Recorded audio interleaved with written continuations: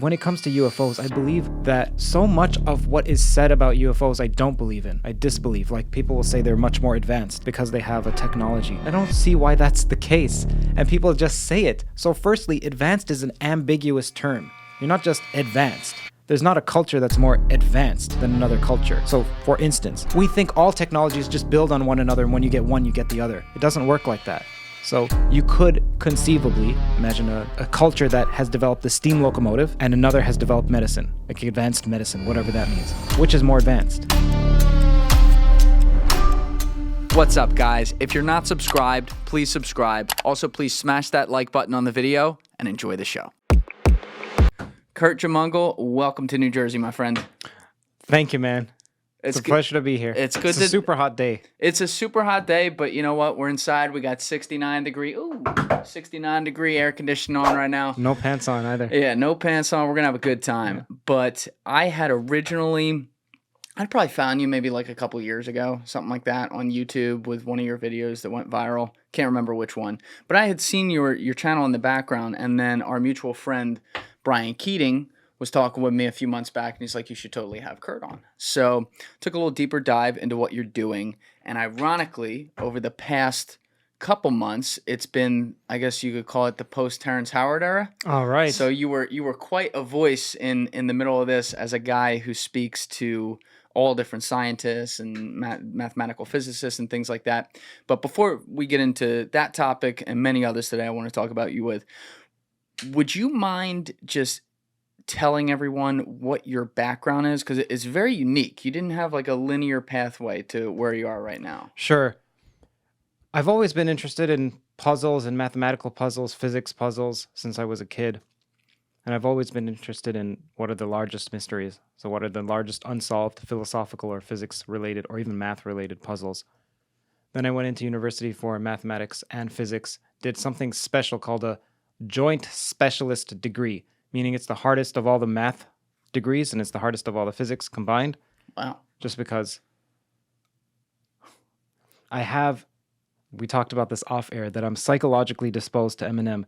Eminem has something where it's inside him. It's a fire inside him. He has to be the GOAT. He has to be number one. So there's an insecurity that he has to prove it to himself. And same with me. I'm constantly trying to prove something to myself. So I never could take a course that was, if there were 5 courses offered and there was the hardest one, I have to take the hardest. I can't pass from the smallest, from the easiest so-called one. So I just went with whatever was the most difficult degree at the University of Toronto. Did that. At the same time, I don't like to do what I'm supposed to do. And so while I was in university, I didn't care about math and physics any longer.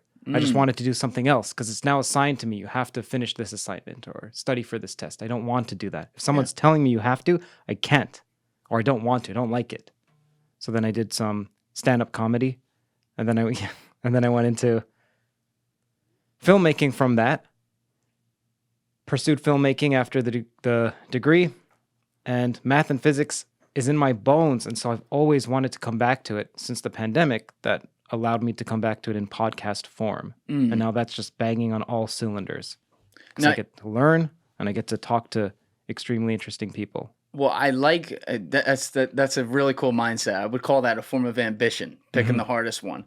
But obviously, you know, like you just said, it's in your bones. So even before you did that, the concept of math and physics, to say none of putting them together, that's something that you did really like already before you chose it, just upon it being the hardest, though, right? Oh, yeah. Okay. Yeah, I mean, because people have to, you know, I can't imagine doing something extremely difficult just to prove it, but then locking myself into 4 years or 5 years, whatever the program is, of that I just hate. Like, I'd never be able to do that. Yes. It's hard. But when you got into filmmaking, you became a documentary filmmaker, right? I did a narrative one, which was comedy drama. Yes, comedy drama, and then a documentary after that. Okay. And the documentary, I forget the name of it, but essentially you were trying to explore, I guess you could say, like the fall of political discourse in the West. Is that fair to say? Yes. It's called Better Left Unsaid. And what, and that came out when? Like 2018. 2018. Or it was completed in 2018. It took another 2 years to actually get released. Is that because of like distribution rights and stuff like that? 1 year was because of distribution. The other year was because there were some bits that needed to be re-recorded. So it was Right. low quality footage and we needed to beef it up.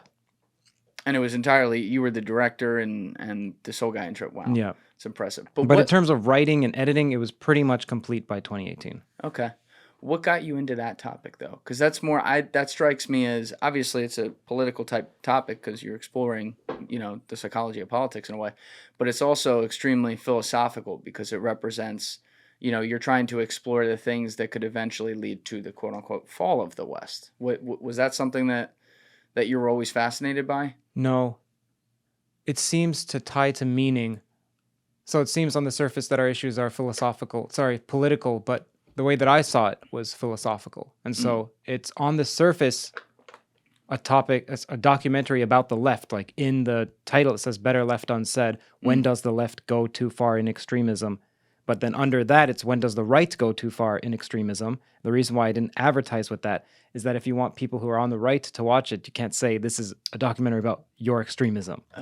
Isn't that so annoying? Yes. You can't address the 500-pound elephant in the room. The fact that all political ideologies, regardless of which direction they lean, have an element that leads to extremism. I don't know why that's hard for people to have a grasp of. Noam Chomsky said that the left can't go too far.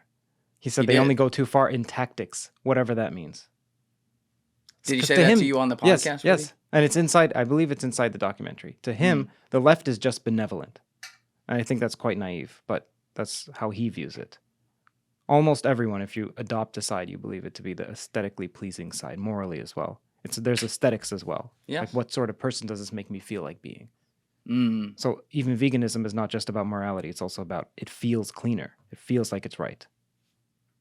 That's what leads to the virtue signal phenomenon.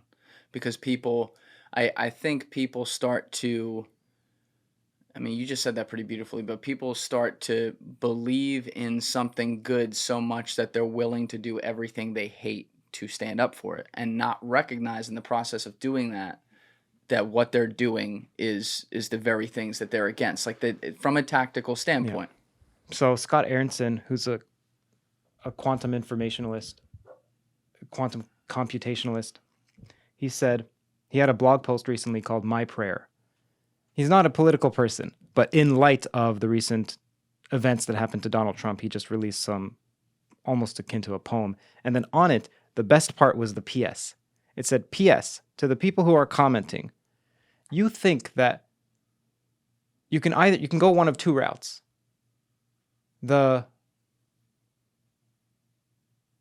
What you're doing is, okay, I'm not going to do violence because the expected utility is negative. So in other words, me committing an act of violence to your side will be worse in the long run, even though I think it's in the short run better. Okay, so that's one route. Then the other route is, well, let me commit some violence because in the long run it will be for the good. So that's the Stalin mindset.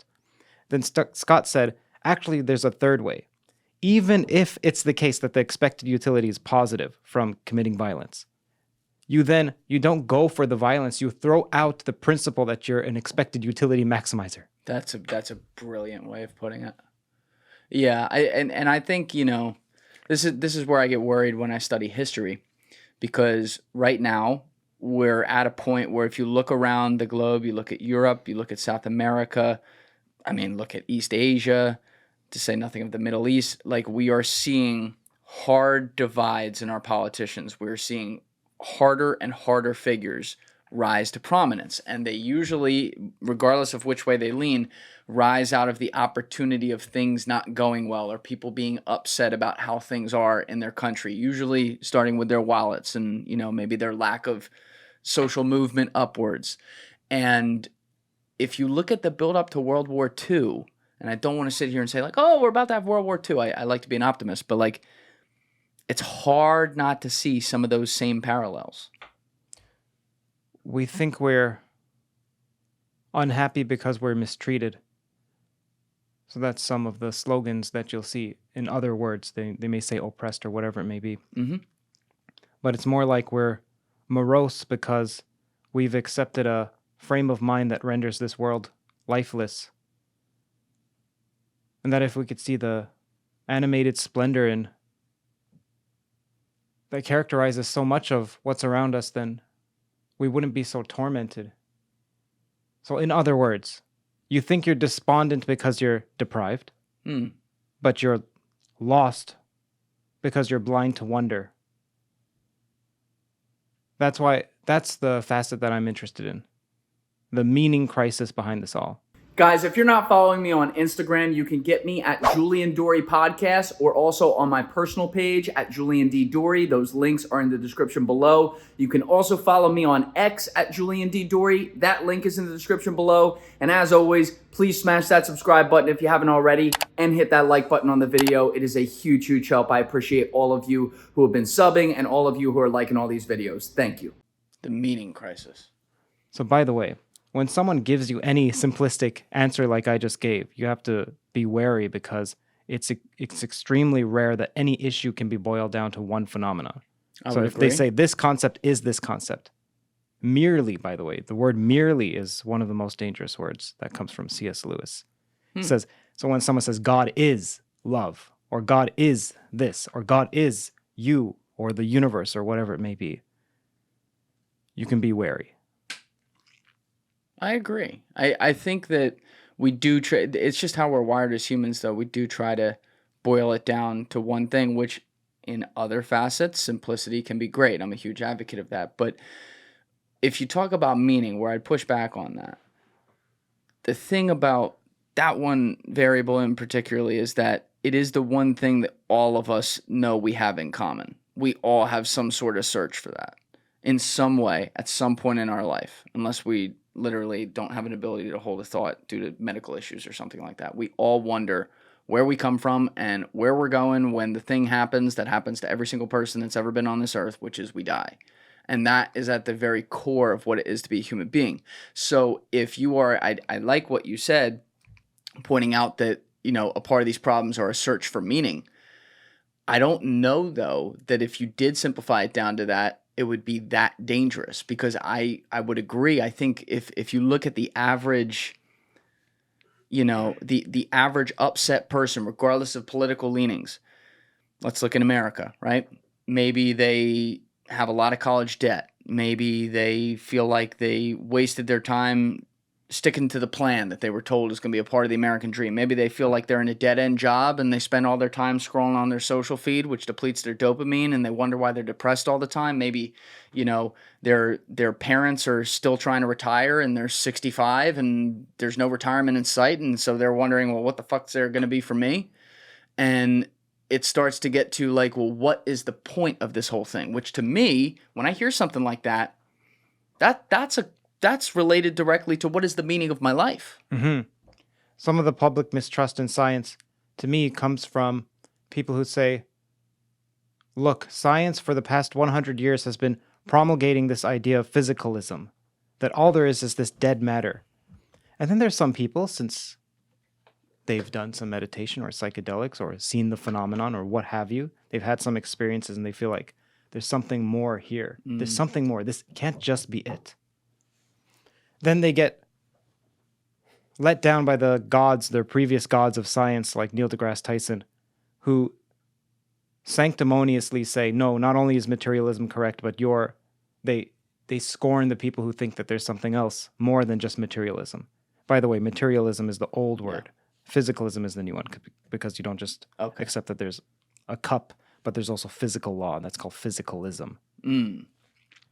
Okay, can you actually expand upon that a little bit, because you lost me there. So you're getting into physics. So can you just say that again? Like what Neil's trying to say there? I'm sorry. Neil would say that the opposite of materialism is spiritualism. That's false. He's philosophically not trained, and that's fine. But you don't despise philosophy just because you think you know what it is. Yeah. And you also don't despise the people who comprise the majority of your audience who are interested in ideas that go beyond just physics. And that's the problem. It makes up the bulk of the people who purchase tickets to his show, so he should have some more gratitude. Yeah, you can't, when you start looking, like, especially if you're a really smart guy, maybe you know a few more things, but when you start looking down on outer ideas based upon the people who may promulgate them, you got a problem. That's how society shifts. And right now, you know, we are seeing a massive divide in institution versus Main Street, right? In everything. But at the forefront of that is certainly science. And we're in this era where after COVID, the lack of trust in the experts, so to speak, is at an all-time low because on one very big issue, there appear to have been all kinds of not only mistakes made, but on the back end, almost disciplining of people who even had questions about that point on the way there. And so as a result, everything now at a scientific level, regardless of what it is or how much little or not to do at all with, say, the pandemic the science may have, people are naturally, with their trust broken, questioning all of it. And I kind of sit here like, well, we should be able to question things, right? But at what point do we go too far to the point that legitimate institutions that should exist, maybe to stay with the example specifically in science, become a victim to something that they had nothing to do with, and we risk tearing down part of what makes the West great? We're told that there is no such thing as a foolish question. Just ask your questions. Yeah. And then if someone's like, oh, could so-and-so be aliens or UFOs? Then you're made to feel inane for asking a question. Yeah. I don't think that's right. It's not. And, you know, I think we also had a moment. Let's just get into this Terrence Howard thing. So. Yeah, that's more than a moment. Yeah. It's more than a moment, but in the context of all the things we've seen over the past few years, it's a moment out of that where this guy comes up, he's a well-known actor, he clearly has a very, very creative, functioning brain, and there's some things that he rethinks that maybe you're like, okay, you should question that. At the same time, though, he brings up all kinds of stuff, like almost like a decision tree, like he takes one leap, and then, you know, it leaps out into 4 more things, and he leaps off those and leaps off those to where it gets so deep that you're so far away from where the truth even was. And it's like, how can we take this seriously? That said, the reaction to him had, from what I could see, 2 main sides that were the loudest. You had the institutions who laughed him off and went like this, which is only going to drive him and his followers further away. And then you had the people who are more open-minded to things, who then said, you know what? Because they're pushing him off, he must be right about everything. Exactly. How do you solve that problem? Part of this is that at the seed of it is that people are obsessed with the notion that reality in its depth isn't what it seems.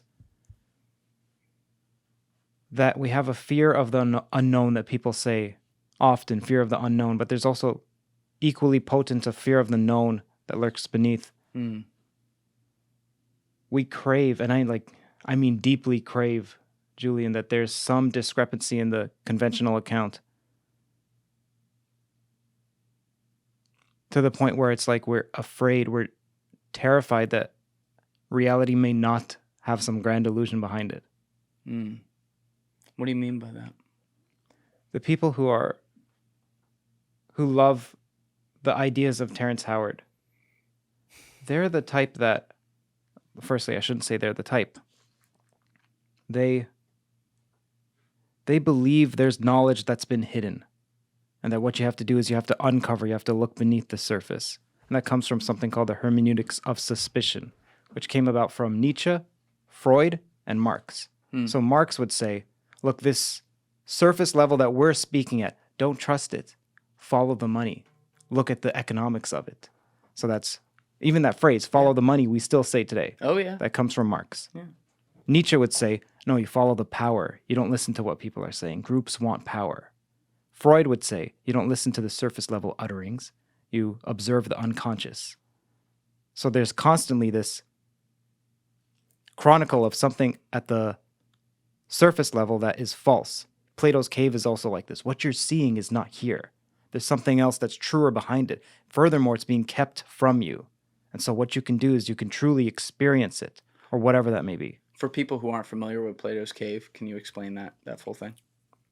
Plato had firstly, Plato spoke in in an interesting way was dialogues. It's just like reading a movie script. It's just two people talking back, like a Quentin Tarantino scene where it's just dialogue. It's just dialogue. There's not even scene transitions. And the person walks over here. No, there's just Socrates says this.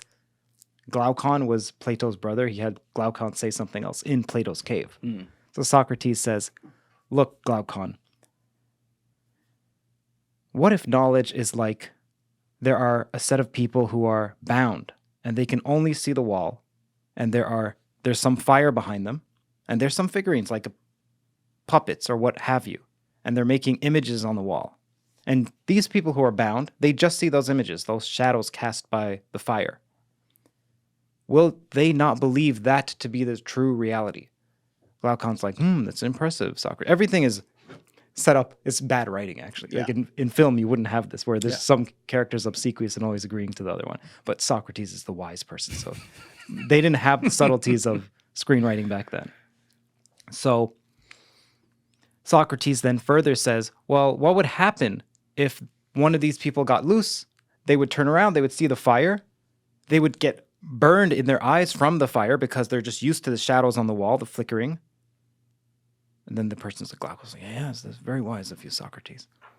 Then Socrates says, okay, now suppose this person exits the cave and goes to the surface and sees this city where everyone's happy and laughing and etc. And then there's the sun. They're also going to be blinded from the sun.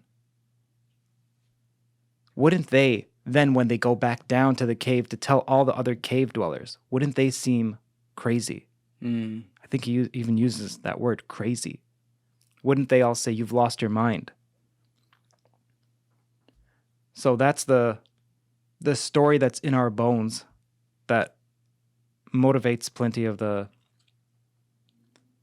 feeling behind what's going on in this UFO world and the Terrence Howard world as well. That the institutions, whatever that means, the academy, they have this false knowledge, or maybe they have in their possession some true knowledge. Maybe the government has it. It just needs to be disclosed to you. Yeah. Disclosed is also something that comes from the hermeneutics of suspicion. Guys, if you're still watching this video and you haven't yet hit that subscribe button, please take 2 seconds and go hit it right now. Thank you. Now, the problem is that you will always be suspicious. So the government discloses something to you, you're going to be suspicious of that. Right. That's something else happens. Aliens reveal themselves to you. Then what? Something that I ask, and that it seemed like you ask as well, is then what? Like someone says, I just want to know about X, Y, and Z. And then you think, okay, suppose you were to know it. Then what? Well, what? Then what? And then, okay, by then I want to know about A, B, and C. Then what? Lou Elizondo had a thought experiment. Actually, it's not a thought experiment. It's a question. He said something akin to, suppose that aliens were real, what have you. They've been here for some time. How do you treat your family? How does that change? In other words, we think what we have to do is that there's different doors. We're constantly told this. You have to maximize your opportunities. Go through the doors that maximize the amount of doors that are there so that you can maximize the potential that's offered to you. Yeah. In other words, keep searching, keep going. Which positions truth as something that you have to move toward in a propositional manner. So by propositions, I mean there's statements like X equals 2. What is 2 plus X? It's 4. Something like that. Whatever Terrence Howard would say, we can get to that later. 1 times 1 equals 2. We can get to that. There's another view of truth, that our current view of truth is impoverished. We have a propositional view of truth, that truth are just statements and you evaluate them as true or false. By the way, that's also incorrect. There are independent statements. We can talk about that afterward. Okay. We'll put a pin in that. Yeah. It's super cool. It comes from math. There are statements which are neither true nor false. They're independent. You cannot derive them from the axioms. You cannot prove them to be true. You cannot prove them to be false. Like, can you give an example? You've heard of Gödel's incompleteness theorem. I don't think so. So Gödel came about in the 1930s because, well, precipitated by a question from Hilbert of the 1900s. Hilbert was a mathematician famous mathematician. To this day, there are still some 10 of 10. He put forward 10 problems and said, these are the 10 problems that we should work on. I think 2 or 3 of them are still unsolved. But one of the problems was, Hilbert said, prove it's the case that if I was to give you a mathematical statement, that if it's true, you can just show that it could be true. You don't have to prove. I'm not going to give you a mathematical statement, a specific one. I'm just saying, in general, is it the case that if I give you a well-formed sentence, because you can also say gibberish, so it has to be well-formed. You can't just say XY. XY what? You have to say XY equals so-and-so, take that to be greater than this, square root that, and that is a prime number. That's like a statement. Sure. So Hilbert says, is it the case that any statement can be proved? If it's true, it can be proved. That's called the completeness of mathematics. That if you have axioms, you start with something foundational, that you can get to any truth. Now, it turns out Gödel showed that there are some truths out there that are true, but we can never prove them to be true. And what was the best example of those? It's quite involved. So just so you know, we got time. Yeah, sure. In U of T, there's a third-year math course, one of my favorite math courses actually, called Mathematical Logic. And the whole semester is just, you have to prove Gödel's incompleteness theorem. It's just teaching you the steps to even understand his theorem. And then you have to, on the exam, prove it. Oh man, I remember waiting in the waiting room, everyone was just looking over their notebooks, and that was fun. Anyhow, the statement Gödel contrived is almost like the liar statement. This sentence is false. Have you heard that? What is the truth of this sentence is false? If this sentence is false is a true statement, it becomes false. That's right. If it's false, it becomes true. So what do you assign to that? You don't know what to assign to that. Yeah. Gödel came up with a mathematical version of that, saying this sentence is not provable. So the Gödel sentence is such that you can find a statement that you can neither prove it to be true nor prove it to be false. So it's independent. Okay, another example. Again, this is quite convoluted, but there's something called infinity. So it's a large, large number, larger than any number you can say when you're 6 or 7 or so. Someone says, hey, what's a large number? 685. Can you think of a larger number? 1,200 and so, and then you realize, okay, there's no bound to this. There's no ending. Yep. That one that we understand when we're in elementary school, that is a certain type of infinity called a countable infinity, technically called aleph 0. It just means 1, 2, 3, 4, 5, ... Infinity goes at the other end. Okay, that's called a countable infinity. There are also uncountable infinities. So one way of thinking about what is infinity is to think about what does size mean. We look at this, and there are 7 of these guys here. Mm-hmm. You're looking, for people listening, not watching, you're looking at the Funko figurines on the table right here. So how do we know that it's of size 7? One other way is we have another set that we know the size to be 7, and I can match them. So let's say you have 7 here. You just by coincidence have 7 chords here that are plugged in. And then you could say, okay, that chord there corresponds to this person. That chord corresponds to this person. That blah, blah, blah, blah, blah. You can match them up one by one. You can actually take one and put it beside it. So you can put it into one-to-one correspondence. And then you can say, okay, so that's 7. Okay, so this is size 7. Now you can do the same with something that's size 8 and size 10, all the way up to infinity. Now, infinity is technically a set that you can pull elements away from, a finite amount. Okay, let's suppose this kept going on, ... I can pull away some, and this still has the same size. Yeah, like the laws stay the same, essentially. So infinity is the only number that works for. Because if I was to take some of these away, it then becomes 5 sets. Like there's a set of 5 if I take 2 of them. If 7 minus 2 is 5. Mm-hmm.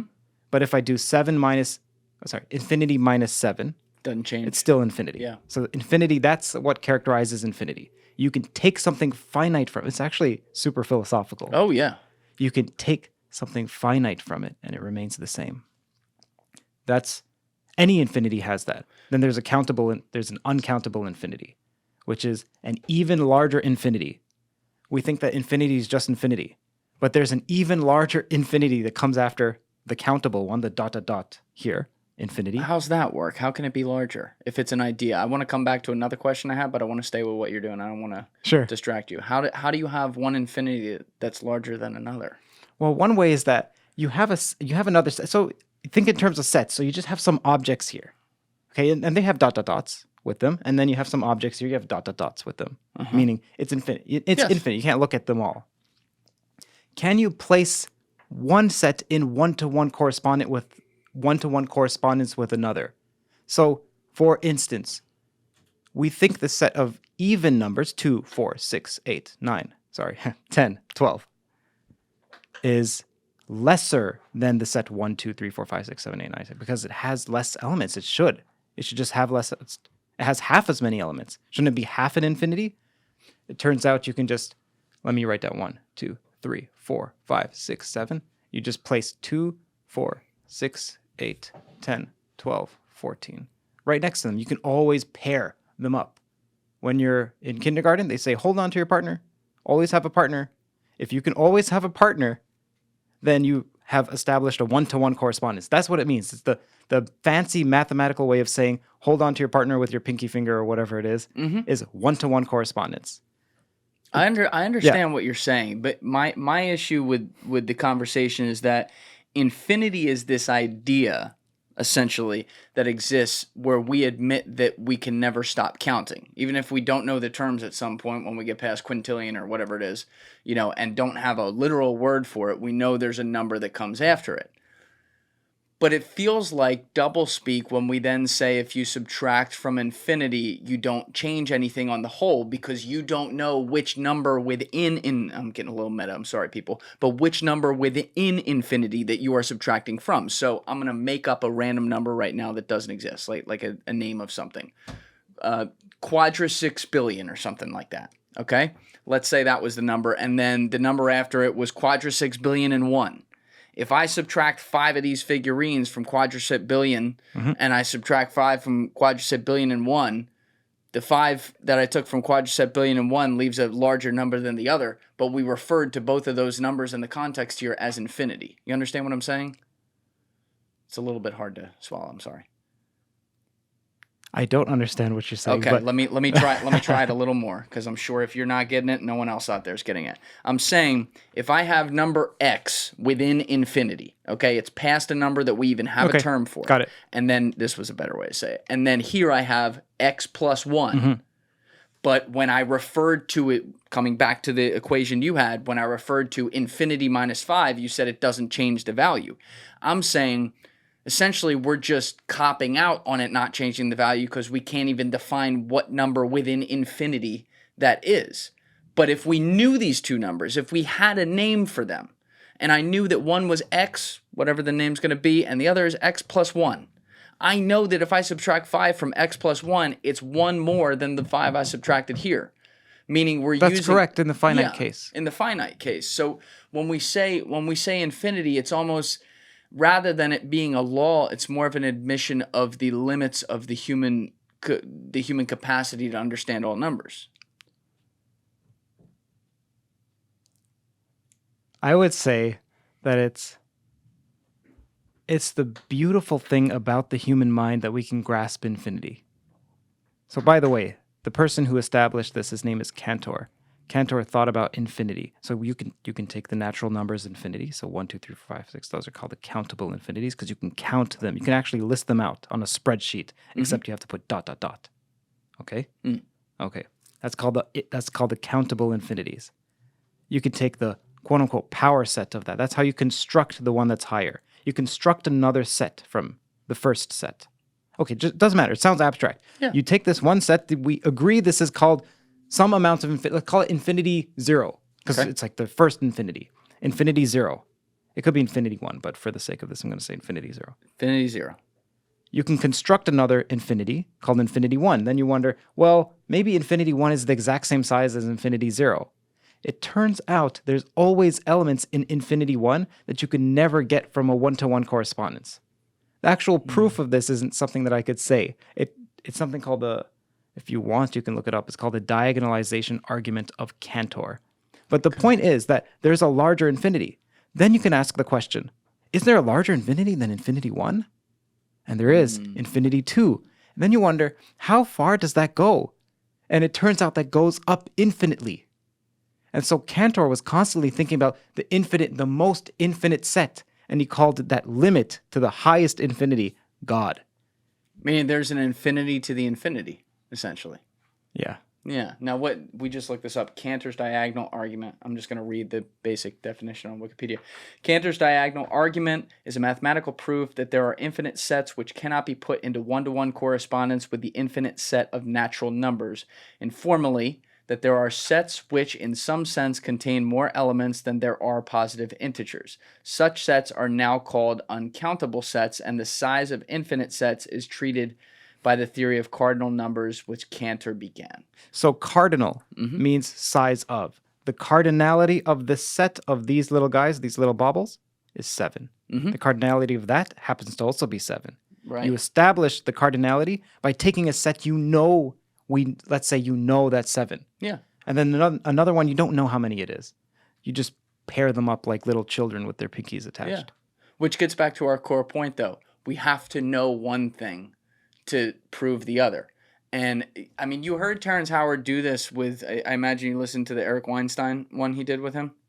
A bit. Okay.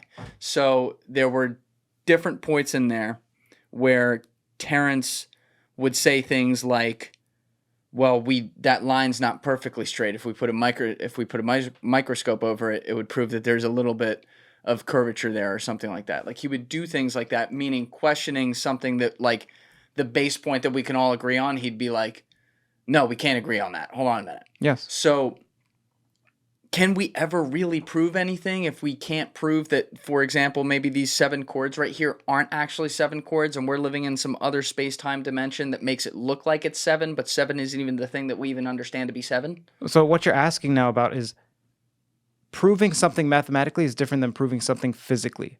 And people make a mistake of thinking that the map of math is the same as the territory of the physics. So you can describe the physical world, whatever that means, with math. It doesn't mean that math corresponds to the physical world, although you can make a structural argument and show, hey, with experiments, when we map it out with this math, then we get the answers that we predict. And so you can say there is some correspondence in structure, sure. But does that mean that the underlying reality is truly what the math says? We don't know. But in Terrence's case about let me just get back to infinity 0 and infinity 1. It's technically called Aleph 0 and Aleph 1 for whatever reason. The independent question, the question that it turns out is not true or false, is there another infinity between infinity 0 and infinity 1? Sure, we can construct a higher infinity from the countable infinity. Okay, cool. Is there an in-between one? That's called the continuum hypothesis. It turns out that's independent of the axioms of set theory, which is what people use to build math. So there are other questions that seem contrived. These seem like contrived examples of independent questions. But there's another one about if you have a graph and you have little dots on the graph, and can you color the dots in different ways such that when you attach a vertice that you can assign a different color and no 2 colors are matching. It's called the Paris-Harrington theorem. So something that actually has, or seems like it has, application, not just this sentence is false, not just is there an infinity between 2 infinities. There is an independent statement that isn't Gödelian, even though it technically is a Gödelian statement. Godel. If you have someone, though, like a Terrence Howard, forget Terrence Howard, actually. If you have anyone, though, who's coming up with, let's say, a lot of ideas that are provably wrong, right? Out of what they say, 9 out of 10 things are wrong. But the 10th thing isn't necessarily right, but it's asking a question that maybe we haven't answered all the way. Do you view that as a net win or a net loss for the conversation of science? For me, conversing with the person, if it was private, I would consider it a win. Just because this conversation, both you and I, hopefully, we care about one another, and we're not trying to deceive one another. That's right. And we're trying to say what's interesting, and we're aware that there's some cameras and some microphone equipment and some guy who's some guy Alessi behind the whole thing. Yes, sure, we're aware of that, but that's in our periphery. and we're just trying to converse with one another. And so if that was the spirit of the conversation, then I would consider it a win. But you say in private, not in public. Well, no, I also think in public. I also think as long as it's truthful. Now, going back to the truth argument, that we think truth is just propositions, statements that are supposed to be true or false. That's what got me into the independent statements. There are 3 other forms of truth, and this comes from John Vervaeke. There's a participatory truth, which means what is it like to participate in something, dancing? There's some truth to dancing. Mm-hmm. There's a truth to procedure, so procedural truth. That is to say, you can grasp this phone, you can grasp it incorrectly. You think that has nothing to do with truth, but there's the truth of an arrow, so the arrow's path is true. The word true has a historical root that isn't just propositions. Although the problem is that in our modern parlance, we think truth is just propositions. And we've forgotten about the procedural aspect of truth, the participatory aspect of truth, and the perspectival aspect of truth. So the 4 truths, this comes from John Vervaeke, propositional. That's what most people think the truth is. Then there's procedural, moving. Then there's participatory. Then there is perspectival. The perspectival one is a bit tricky to explain. More like, what is it like to be? What is it like to be from your position? Many people say that has to do with consciousness. What is it like? When I think of topics like pretty much everything we've just discussed vis-a-vis math and physics, my brain gets fried getting ahead of myself. And what I mean by that is there's always a layer deeper in either direction. Let's use numbers, right? If I want to go to 0, I have to keep on adding what? Infinite decimal places. There's never a place where it goes completely to 0 where nothing went to something that we can concept in our head. But it's the same thing in the other direction. When I go to count up, at some point, I don't even have a term for the number I count, and I know that there are what? Infinite more numbers that I can count to. So when I realize that we are barred in by what the human collective intelligence has been able to term are the deepest numbers that we can even look at, from, to us, exponential figures in both directions, that could just be it is, in all likelihood, one small speck, though, of the actual knowable numbers in the universe. It starts to make me then wonder, if I go deep enough on that, like, well, do we really know anything then if we just have one small snapshot of the entire thing? That's right. So the idea about you have doors and you can explore them, and that's what the curious mind is supposed to do. Yeah. The Lou Elizondo statement that I think is the most profound of all the 6 hours or so of all the statements he said, which is, what are you going to do now? Is saying, forget about going through different doors. There are people in the room with you already. How do you treat them? And that has to do with the other 3 forms of truth. I think you lost me on that one. So instead of walking through doors, you say, and assume you already have people with you. How do you treat them? What does that have to do with what we're talking about, though? I know you know. I just don't know. Have you heard the phrase, and at the end of all our searching will be to arrive where we began and know the place for the first time? T.S. Eliot, I believe. I think I have heard that, actually. So what I wonder is, then what?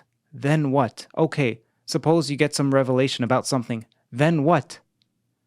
What are you going to do? For me, it could be that you said the answer is that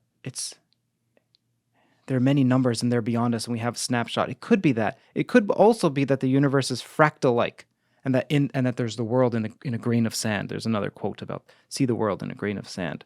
It could be that you have an element of the truth and you're searching for it out there. And the truth is leniency, it's forbearance, tenderness, devotion. It's a form of truth that we don't think has anything to do with the truth. John Vervaeke pins the meaning crisis. He's the one who studies the meaning crisis. He may have coined that term or popularized it. Have you had him on your podcast? A few times, yeah. I'm going to listen to those. Sure. Go ahead. He says, it's quite interesting because many people will say, well, the meaning crisis, since the nuclear age, we've lost meaning, blah, blah, blah, blah. He says, no, it came about since the 1100s. Why? Because we introduced vowels, something like that. How the heck does vowels have anything to do with meaning? He said, what happened was we used to read aloud, and it was a rare skill. We think, okay, it's great. We are literate now. What happens is that then you introduce vowels and spaces, and reading becomes easier, and you start to ascribe more reality to what's easier, what's cognitively more easy to process. That may be another reason why some psychedelic trips have a element of reality to them, such that when you come back to this world, this is the one that feels like the dream world. Because there's a cognitive loop that's on steroids. And I forgot what the name is, but I can send you it. Okay. And it has to do with processing. Now, what's interesting is that we also, yes, we ascribe more truth to what is easier to comprehend. So if someone's speaking, Nietzsche's fantastic, man. Nietzsche has these aphorisms. He says, the person who is deep tries to be clear. The person who isn't tries to be obscure. For the crowd presumes that what it can't see to the bottom of must be deep. Oh, that is fucking brilliant. Just I might put that on a picture and hang it in the studio. That's a bar. So partly with the Theories of Everything podcast, what I'm trying to do is to simplify as much as possible, but simplify not to the point of whittling away some concept so that it no longer resembles the original, but to speak in as plain language as one can. Anyhow, Vervaeke would say, look, we've now prioritized reading. Reading has to do with the propositional. And we've lost analog. So this, just a conversation, even walking and talking. There is a whole philosophical school of peripatetics. I understand. There's more. So Nassim Taleb, another great writer, fantastic writer, said there are ancillary uses to something analog that become primary. So for instance, a book. We think, we capture the book by putting it on Kindle. No, you've digitized the book and you've made some lossy conversion. So you haven't captured the full essence of a book. Why? Because there's the feel. I asked my wife this the other day. If it's the case that the Kindle books cost the same as a real book and you didn't have to worry about transportation and so on, would you prefer the real book? And she said yes.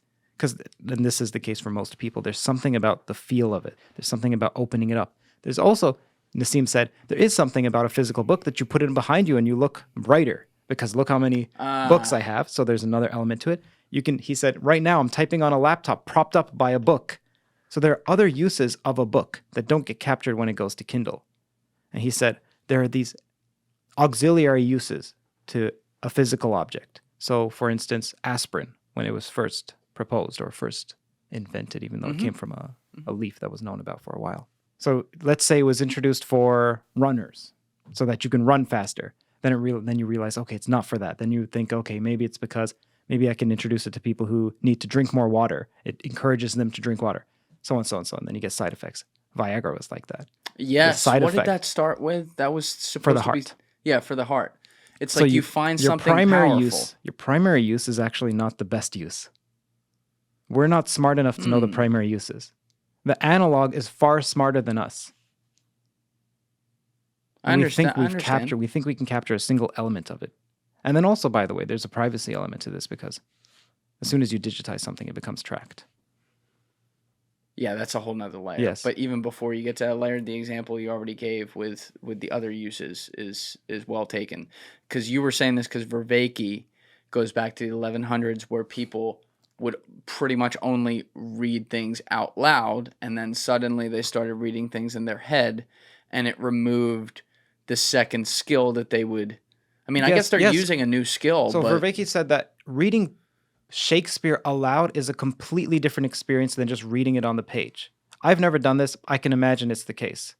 If you read Shakespeare aloud, you feel something different, and the people around you feel something. Everyone silently reads Shakespeare.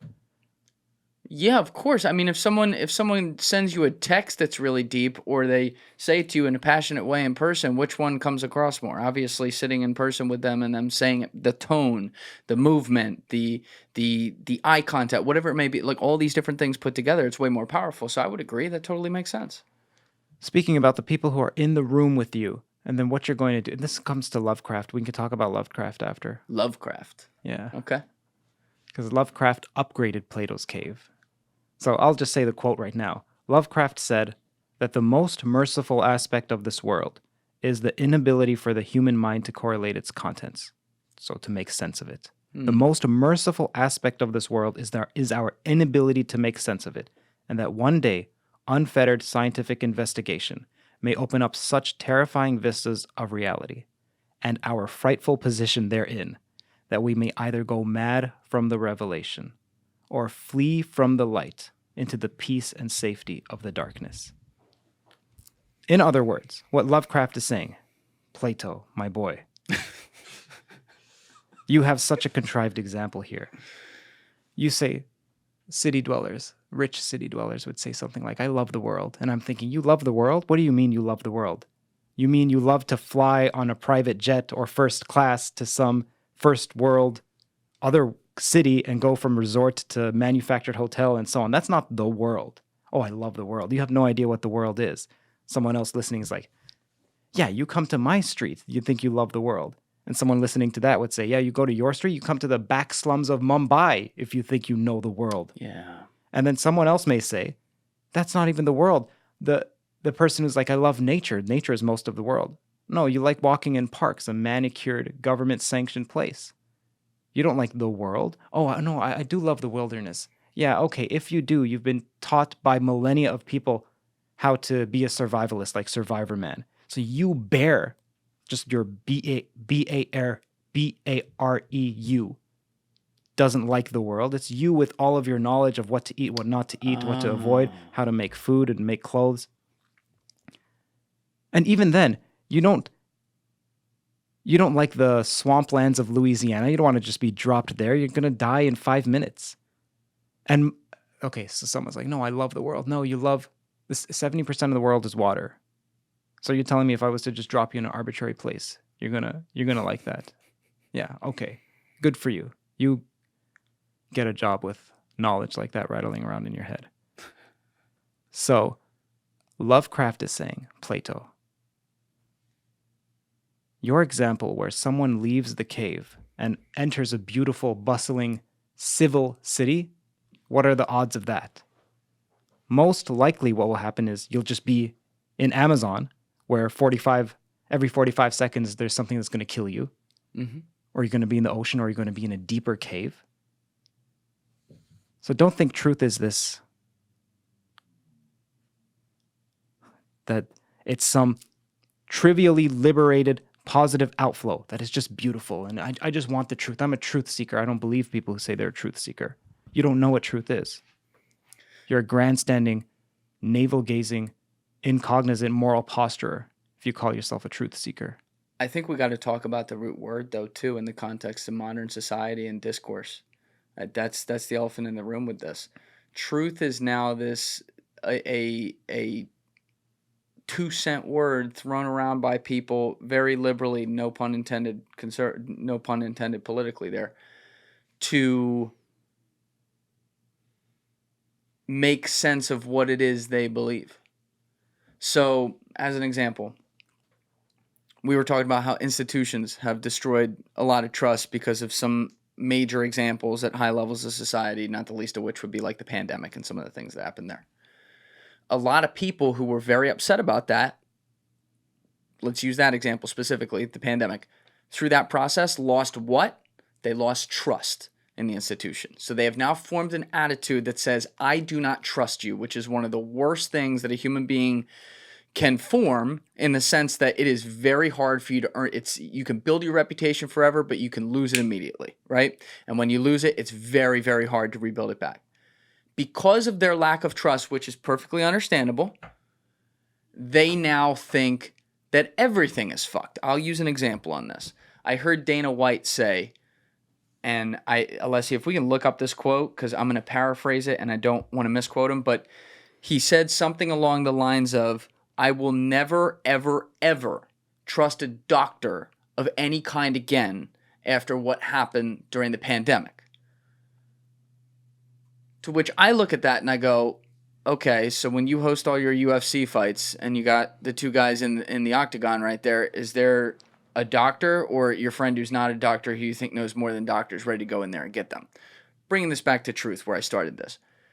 A lot of people like a Dana White right there, but let's not even use his name. Let's say people who may think that way have now turned towards they lied, in this case the institutions, about the pandemic. So as a result, any of these institutions are wrong, and they are what? They are they know the truth. It's not because they're dumb. They know the truth, but they think we're too stupid to deal with it, and they hate us so much that they're keeping it from us, so they are not disclosing the truth, which means I am what? I am a truth seeker. And in saying now that I am this truth seeker, I am already assuming that the truth that I seek is the truth that I believe exists on the other side of the candelabra right there, because it's being hidden from me. And I am therefore eliminating the idea that perhaps even if these guys lie about this or lie about that, maybe this thing over here or that thing over there, they're not actually lying about. You understand? So it has changed. Like, what was Trump's platform called? Truth Social. You know, like, you don't have to agree with what the other side may be doing on certain facets. Perfectly fine. But then giving the assumption there that our side is where the truth is, no matter what, non serviam, if I use that correctly. That's inherently against truth. That's a social problem we have right now. There's a German study from 2012 or so, which surveyed 51 countries. And there's a way you can tell if someone's honest or not. So there are games you can play, like you roll a die on your own privately, and then you write down your score. The higher your score, you get paid more, so you get paid per dollar. So if you roll a die and you get a 3, you write down 3, you get $3. You can actually tell how many people lie because more people say 6. It's a private game than statistically 1/6. So it's a lie. Right. Okay. So they did a study where they tested people's honesty, and then they gave them a variety of questions. Do you pray? What is your religion? What sort of music do you listen to? What race are you? Etc. And it seemed to not correlate with anything, whether you're honest or not, except one question. And it wasn't, how trustworthy are you? I thought it would be that. I thought if you self-report yourself as I'm not trustworthy, you're more likely to steal. It's not that. The one question that correlated the most was, do you trust other people? So if you are a mistrustful person, that's a statement about your morality. That's also the hermeneutics of suspicion, is constantly being suspicious, and it's a vicious cycle, and the question is, what's the answer? So this is recent. This is recent to me, but this has been developing for the past past centuries, but articulated in the past few decades, called the primacy of beauty. Primacy of beauty. Yeah, that's also known as the hermeneutics of beauty, but you can also say the primacy of beauty. So beauty, Plato wasn't a Platonist. Many people think, I'm going to be like Plato, I'm going to be a Platonist. It sounds cool. Plato believed there was another perfect world. This is Terrence Howard saying there are no straight lines in our world, but there is a quote-unquote straight line somewhere. It's just in some hypothetical mental realm. It's just this physical world doesn't have any of this. This physical world doesn't have any perfect objects. So that's what Plato would say. And this world is a pale imitation. It's an adumbration. It's those shadows on the wall. It's fake. That's Plato's view, except one we can perceive directly with our senses, and that was beauty. So what is beauty? Beauty would be saying that there's some truth about you that you can disclose to me, and you have to be trustful to get it. So here's an example. I tell my wife all the time, babe, if you were this tall, like the size of my finger, I would love you. I will love you no matter what. If you lose your limbs, if you're disfigured, no matter what, and I'll go to a mountain and I'll find you and I'll love you and I'll put you in my pocket and we'll walk around like that. So what am I saying there?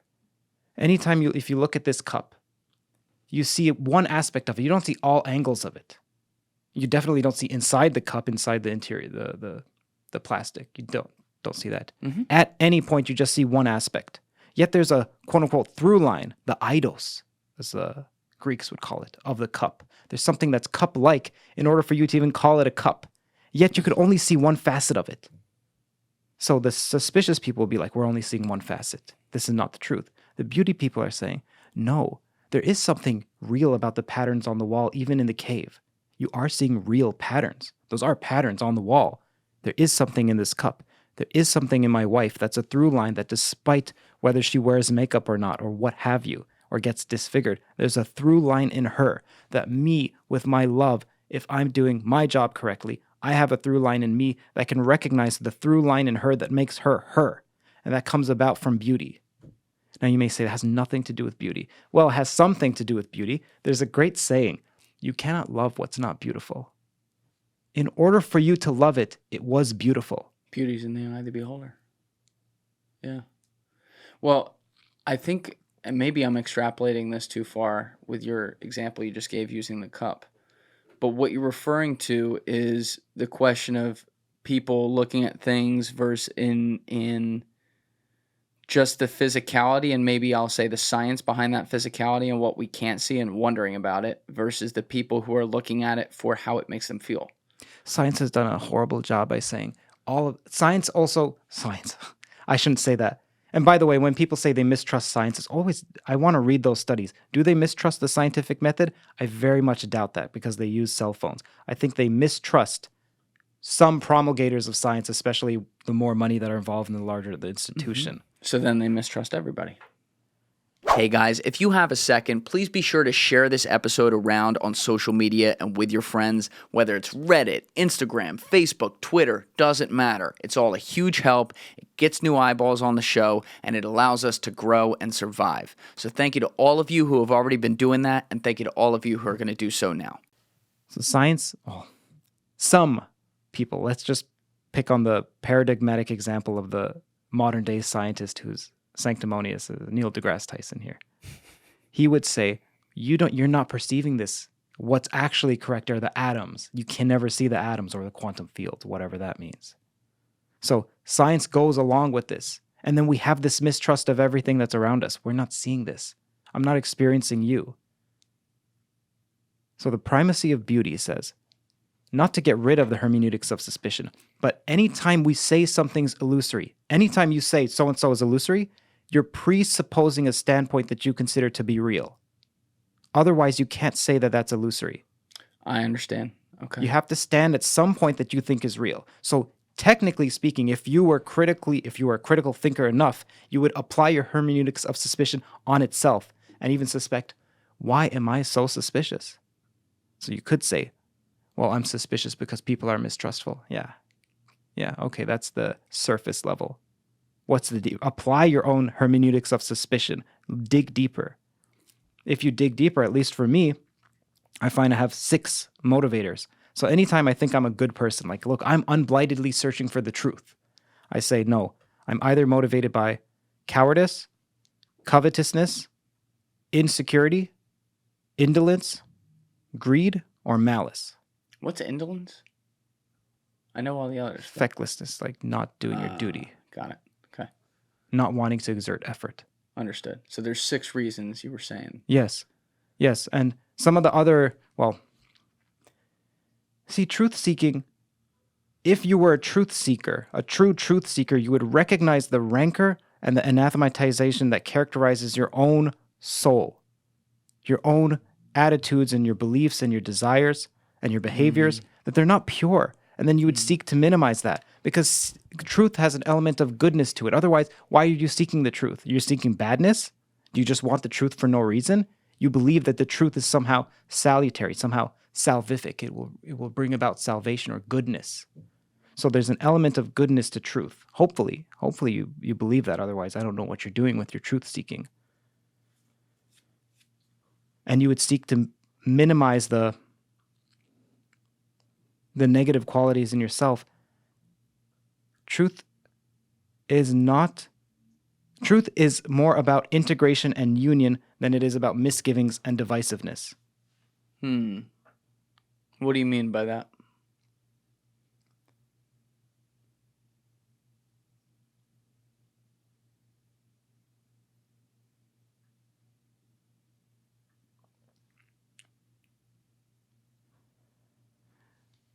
I could say a truth, a so-called fact, to my wife or to someone else. That is true. But it's not coming from a good place. So there are a variety. There are an infinite, technically, like maybe an uncountable amount of infinite amount of facts here in this room, just everywhere, just facts. So what are you going to choose to say? There's something that comes prior to the truth. There's something that comes prior to the truth for you to select a truth in order to say it. So you could say, you're overweight, you're underweight. You could say something like that. And that could come from a good place if you say it correctly, Sure. but it could also come, people say the truth hurts. Depends. You could say the truth in a hurtful way, and you know that you're saying it in a hurtful way to hurt. So You can use the truth like a sword rather than be used by the truth. So what you're saying is I could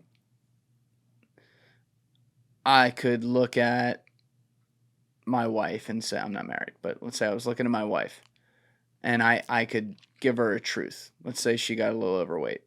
I could either say, A, you're getting fat, or I could say, B, if you came to the gym with me a couple times a week, you're going to look the best you've ever looked. You're not far off. Great example. Great example.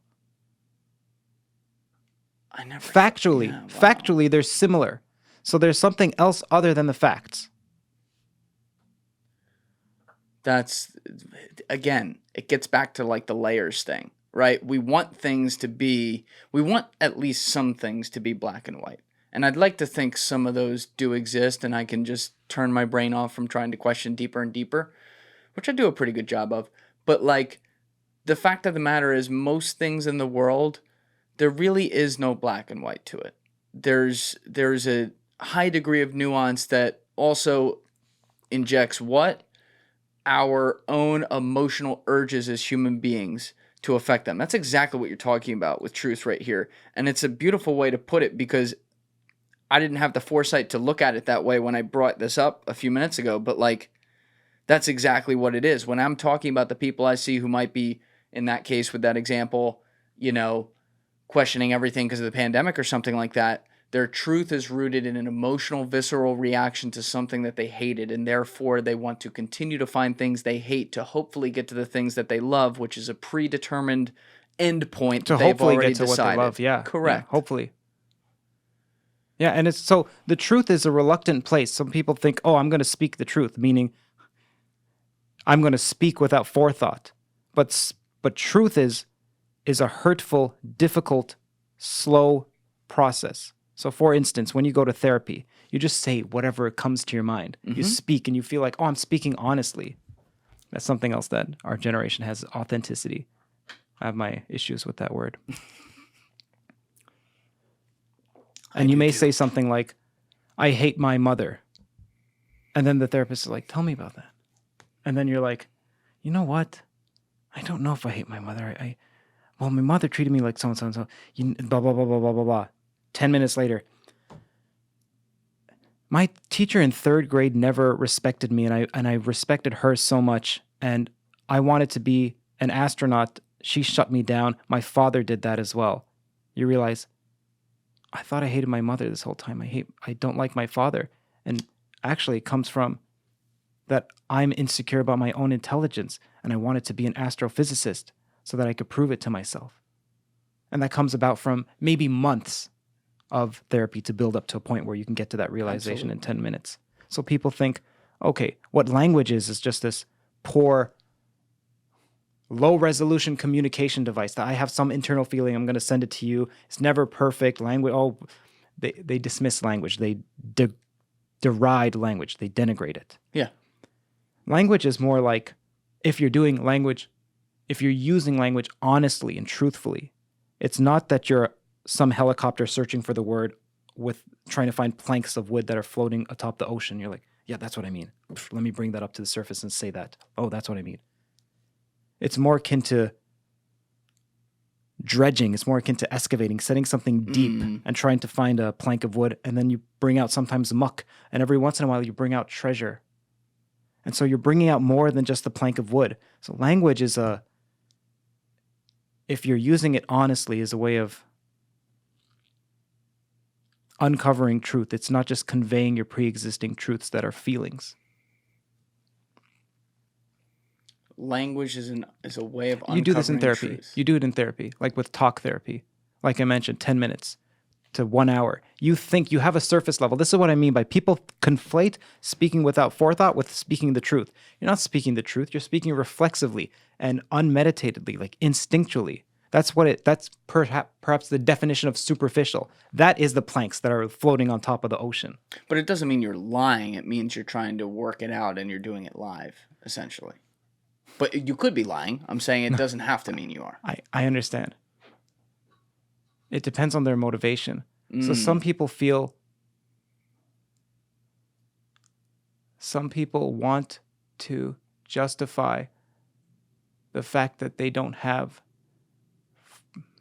friendships that are long-lasting or deep relationships because they're too blunt.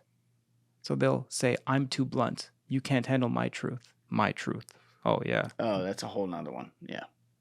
Your truth, my truth. Pretty subjective.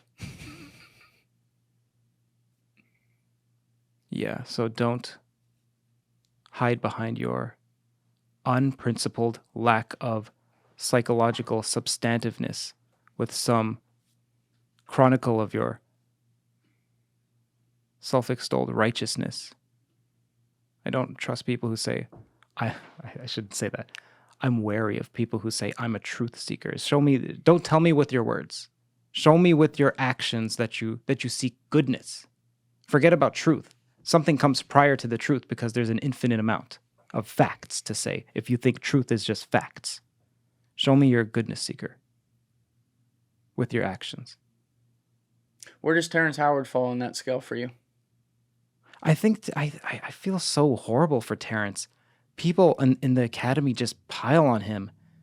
And it's so unfair because they're the ones who are saying, like, we want people to be interested in science. He did way more for getting people interested in science, in the periodic table, the history of it, in what it means to have a group, so a number system. You were even talking about, aren't there other number systems?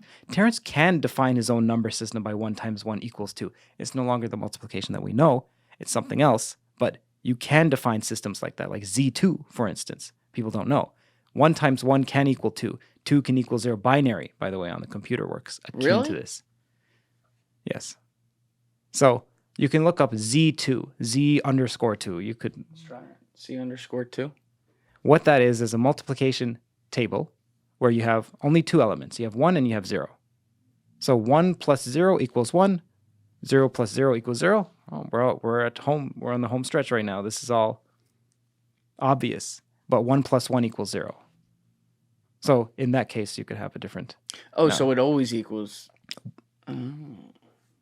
Doesn't matter. The point is that there are some rules that you want a number system to obey. Commutativity, associativity. These are all some math jargon. And you could define a number system such that you get something like 1 times 1 equals 2. Yeah, but Terrence wasn't, at least the way I took it, was not trying to define a new number system. He was trying to redefine the current system as it exists. And I also, the one thing I couldn't understand with that example, let's stay on that because we're here. His logic was, at what point does like an energy or an action times another action beget the same action? It needs to be more. And I hear you, but I think he's also ignoring equilibrium.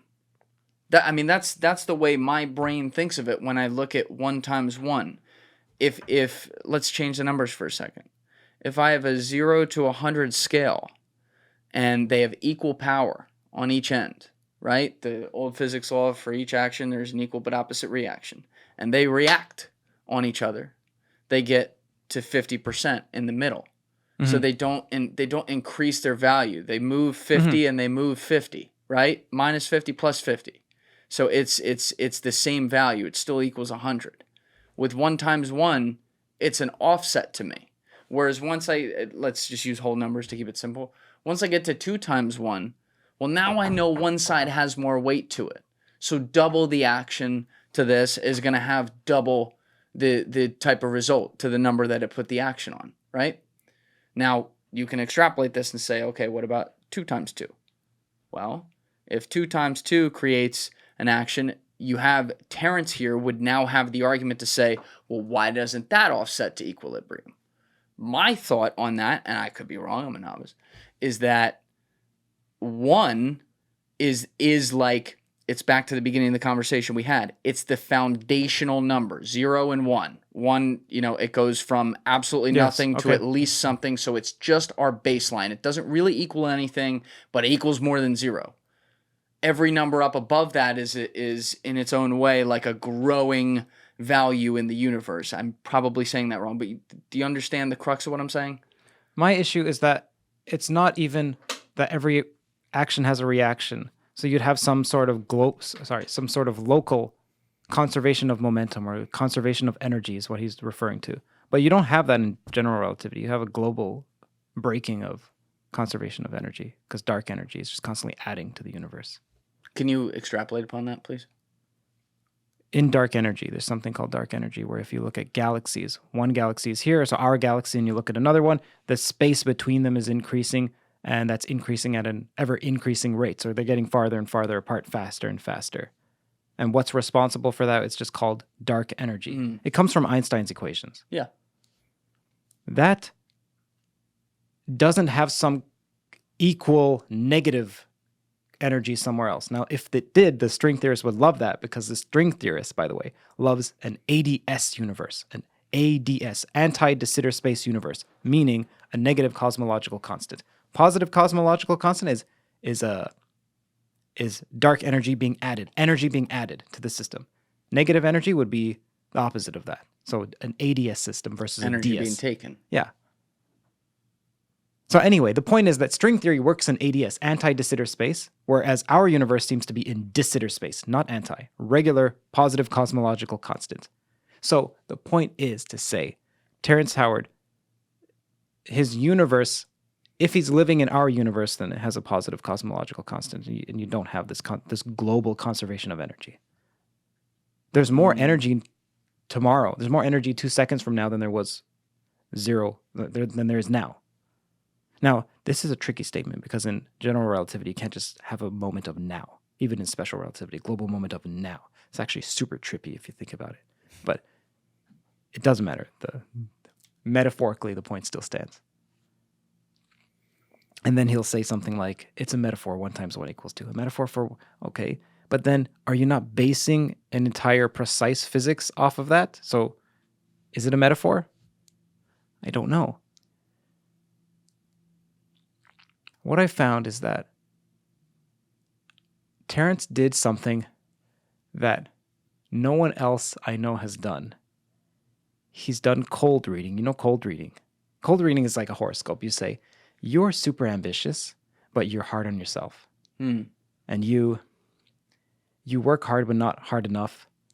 And many people comment about your creativity, but you have doubts about your creativity, even though sometimes you surprise yourself and you think other people underestimate you.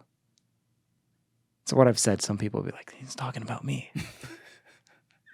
That's called cold reading. And you can do this with horoscopes where you give people, you tell them it's the same horoscope and you actually just put, this is for Sagittarius. This is for Sagittarius people. Yeah. This is for, what are you? What are we? Scorpios.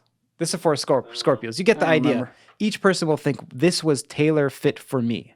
Yes. But it's actually the same one given to every single person because you're speaking in such generalities. So what happened was Terrence is speaking with a loose definition of words. And many people, so I have on my WhatsApp, I have many people who are not in the academy and many people who are.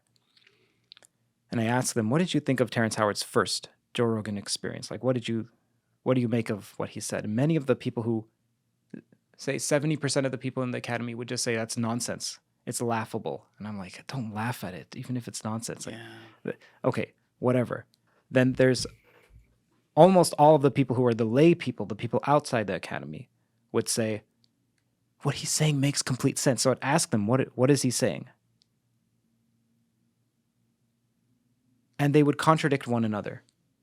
So there was also a 30% of the academics who would say, yeah, he's making sense. And then I'm like, what is he making sense about? Then they're like, because in M theory, you have an M2 brain. I'm like, there is no way Terrance has an understanding of M2 brains. And then the layman person definitely doesn't have an understanding of M2 brains. So they're all listening, and they're saying, okay, what he's saying makes sense, because I also believe that the universe is vibrational, has to do with energy, and then they map it onto their system. Oh, okay. Yes, yes. And then if they were to reiterate their understanding back to Terrance, I imagine Terrance would be like, what are you talking about? It's nothing to do with what I'm saying. Exactly. And if they were to reiterate it back to one another, they would all be like, what are you talking about? Yeah. No, it doesn't mean that.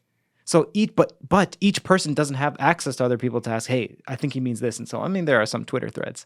Yeah. But the point is, Terrance Howard did the first that I've ever seen cold reading of physics unintentionally. And so everyone got something else for it and from it. And they believe it's correct for them. And they just believe that person is correct and their understanding matches that other person, namely Terrance in this case.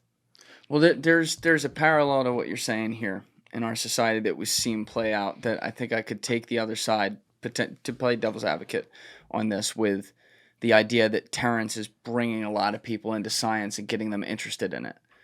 The context with which he's bringing people into science is through controversy, where he's being shut down and laughed at, which I disagree with, by a lot of people say in the institution itself.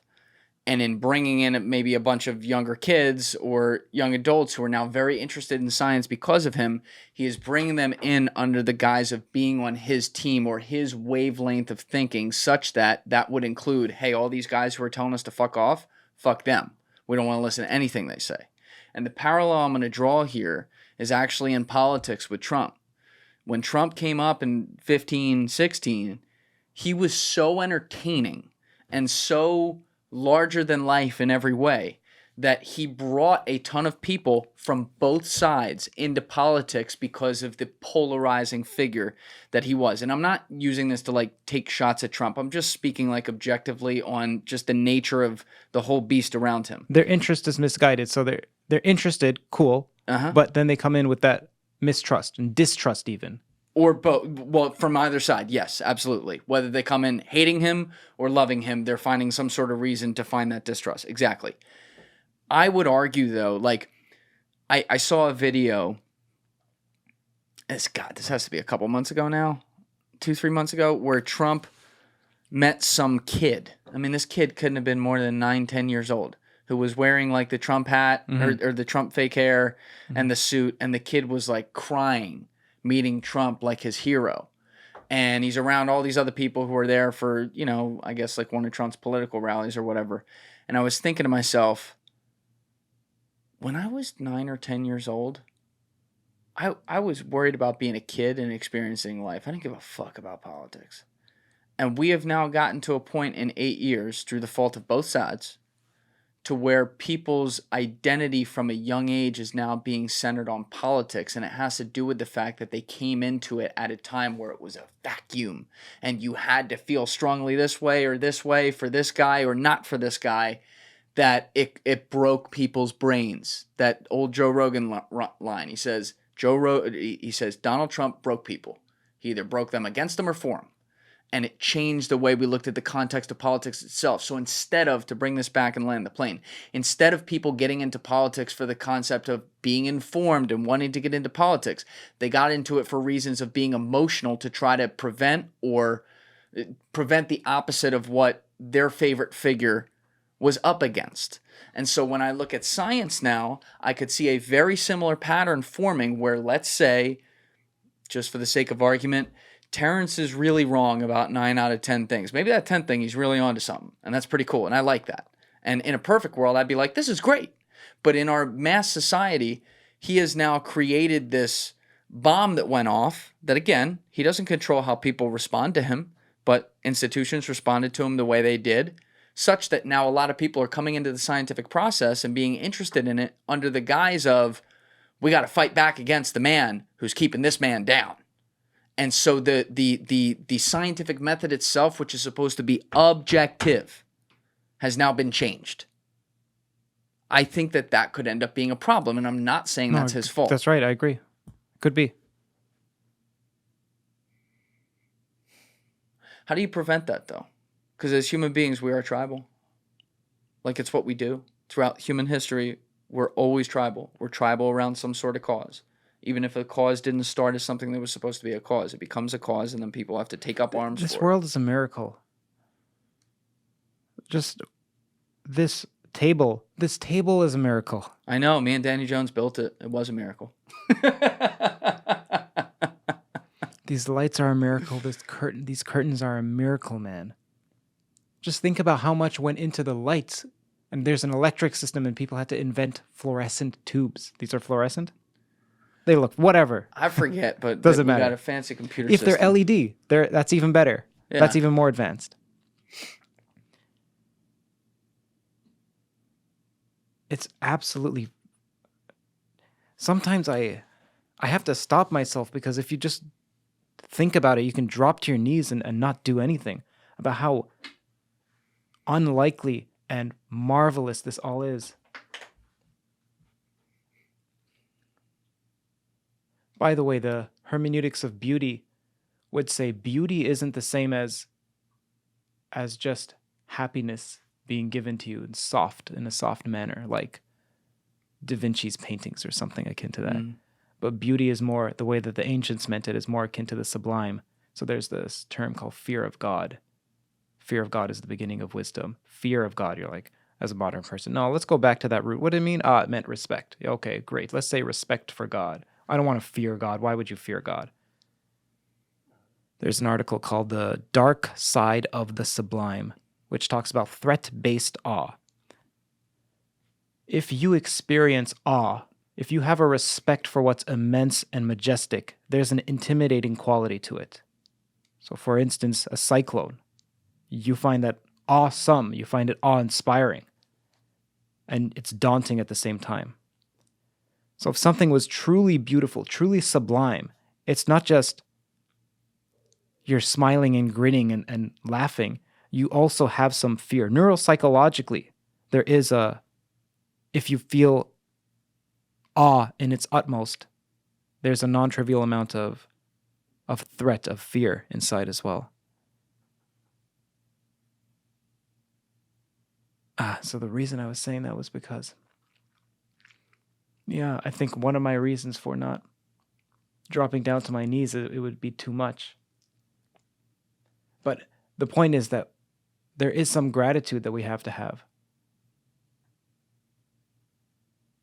There's some gratitude. So it's just so unlikely that all of this works. Just look at this, man. Like, look. Holy moly. Holy moly. What we've done as people. Holy moly. And we have Uber.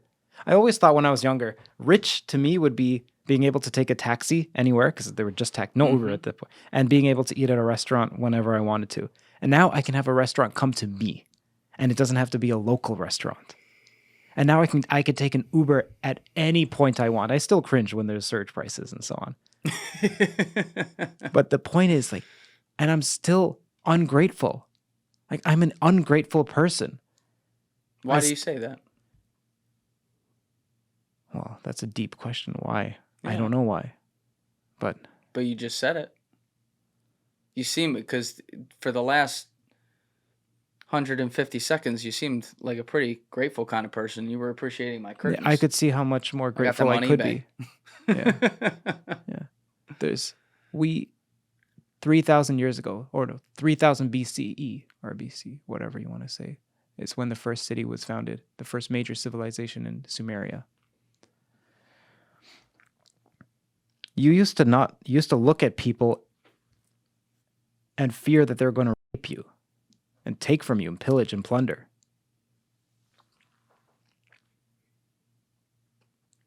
And now we just walk down the street. There's hundreds, it's thousands of people. You go to Times Square, you're not afraid. Some people may feel afraid, but it's nothing like thousands of years ago. You're not running from a grizzly bear when you wake up at 9 a.m. Yeah. So there's this unrequested and undeserved grace that we have. And an acknowledgement of that can go far. There's a reason why many of the more secular ways of doing meditation start with gratitude journal, whatever your feelings are on that and my feelings are on that. It doesn't matter. The point is that that's associated with a union and integration and not misgivings and dismissiveness. So you're asking, what is the solution to our tribal nature? Mm-hmm. It's in part gratitude. It's in part the analog and appreciating it. So the other three forms of truth, which people can look up. The 4 P's of knowledge is what Vervaeke calls it, but it's also the 4 P's of truth. So one more time, propositional are statements. Perspectival is the perspective you have. Procedural is actual, like you could fumble the ball. You weren't truthful to the ball. You can play baseball correctly and work on your truth, your procedural truth. I don't want to get you off your thought here, but my only question for that kind of thing though is, truth is supposed to be, in the perfect world of being able to define things, the opposite of false or maybe lying or something like that. How can you inject truth to effort that makes a mistake that's in the right place? Meaning, if I swung at a pitch and missed, unless I was throwing money on the game or something like that and trying to throw the game, it's not because I was untruthful that I missed. Maybe I'm reading into this too much, but like I just missed. It's a human error. Well, sin, you hear the word sin. Sin technically means to miss your bullseye. The etymological roots, you can look that up. Sin means to miss the mark, to not aim correctly. And so you stray from the path. People say you stray from the path. You could say, I did so unintentionally. You could say, I wasn't doing what's consequential, because it's easier to, that's another route that people can take. You have to look up the etymology of it, though. All right, so do sin etymology. Let's try that. That's a new one. E-T-Y. I don't think we've ever searched something like that before. I like it. E-T-Y. Yep, that one. Okay, so it says origin, Old English, sin, sing. Wait, you just lost it. I just had it. Let's go to a website about it. Wait, sin, singen, and then Latin, sons, sunt. Yeah, don't look at that. Just look at a website where they analyze it. Do we have a good link right there? What's the first link? It's just the Merriam-Webster. Scroll. Yeah. Keep scrolling. There's a website just on etymology. Do you know what it's called? It should just... you search sin meaning. You should search sin etymology. So went back to it. In the Old Testament, the word fail, for to miss the sin goal. is kata, meaning to fail or to miss the goal. What is the goal? The answer comes on page 1 of the Bible, which says, we are all made in the image of God. Every human is a sacred being who represents the Creator and is worthy of respect. So, for instance, if you were deceitful in this conversation or trying to manipulate, that would be a form of being false. Correct. Even though you were being truthful with everything you said, you could actually you could say factually correct statements. You see this all the time with people who are interviewers in the political scene, where they'll say, "Yeah, but why were you hanging out with that lady?" Okay, that's a truthful question. That person did hang out with that lady. But what were you doing at 7 a.m.? Why did you not go home to your wife? The connotation of it. Yes, they have an angle that they're trying to expose. That's a great point. Yeah, I think, we can get a little lost in... How do I want to say this? I will observe people now, usually online at this point, because that's the best place to do it, because that can include people who you don't know personally, but you can follow everything they do, like thought leaders, so to speak, stuff like that on Twitter, Instagram, wherever it is. But I will constantly, over time, find myself, maybe this is like only child people watching syndrome, but I'll find myself wondering how a person gets to this point, right? Maybe when I found them and started following them, they were here, but now they're here. I'm not even talking politically or anything. I'm just saying how they're thinking about given issue X. And are you comfortable giving an example? Yes. It'll be a little bit political, but Jordan Peterson. So I think and I have a lot of respect for Jordan Peterson. I think Twitter's really bad for him. I do think that. I'm pretty sure I don't follow him on Twitter. Like, that's on purpose. But Jordan... Yeah, there's a complete disconnect between how he portrays himself in a video, or he says his value, what he says his values are, and then what he tweets. Yes, I would agree. Jordan Peterson, when he came up, it was over, well, you're a University of Toronto guy, right? I'm pretty sure he was at the same place, right? Right. Okay. Were you there when that was all going on? No. You weren't. Okay. So he comes up at a time where, I'm going to way oversimplify this, but it had to do with being forced to use pronouns, argument, and stuff like that they were looking at doing legislation in Canada over this. And he, I would say correctly, truthfully, if you might say, put out there going, stop, wait a minute, this is the line. And he's like, I know where this goes. I know when you start legalizing how people can say things, that is totalitarian type shit. Would agree. And so obviously he goes on Joe Rogan and he goes very viral, not just for that, but then people find out like all his life studies and the things that he's been even putting on YouTube by that point and stuff, and how smart he was thinking about the psychology of humanity, to oversimplify it for a second, that he then blew up and suddenly he was this, I mean, he was a views machine for everyone. So everyone who decided, oh, I don't like him because he's coming out against this legislation and that's not woke enough for me.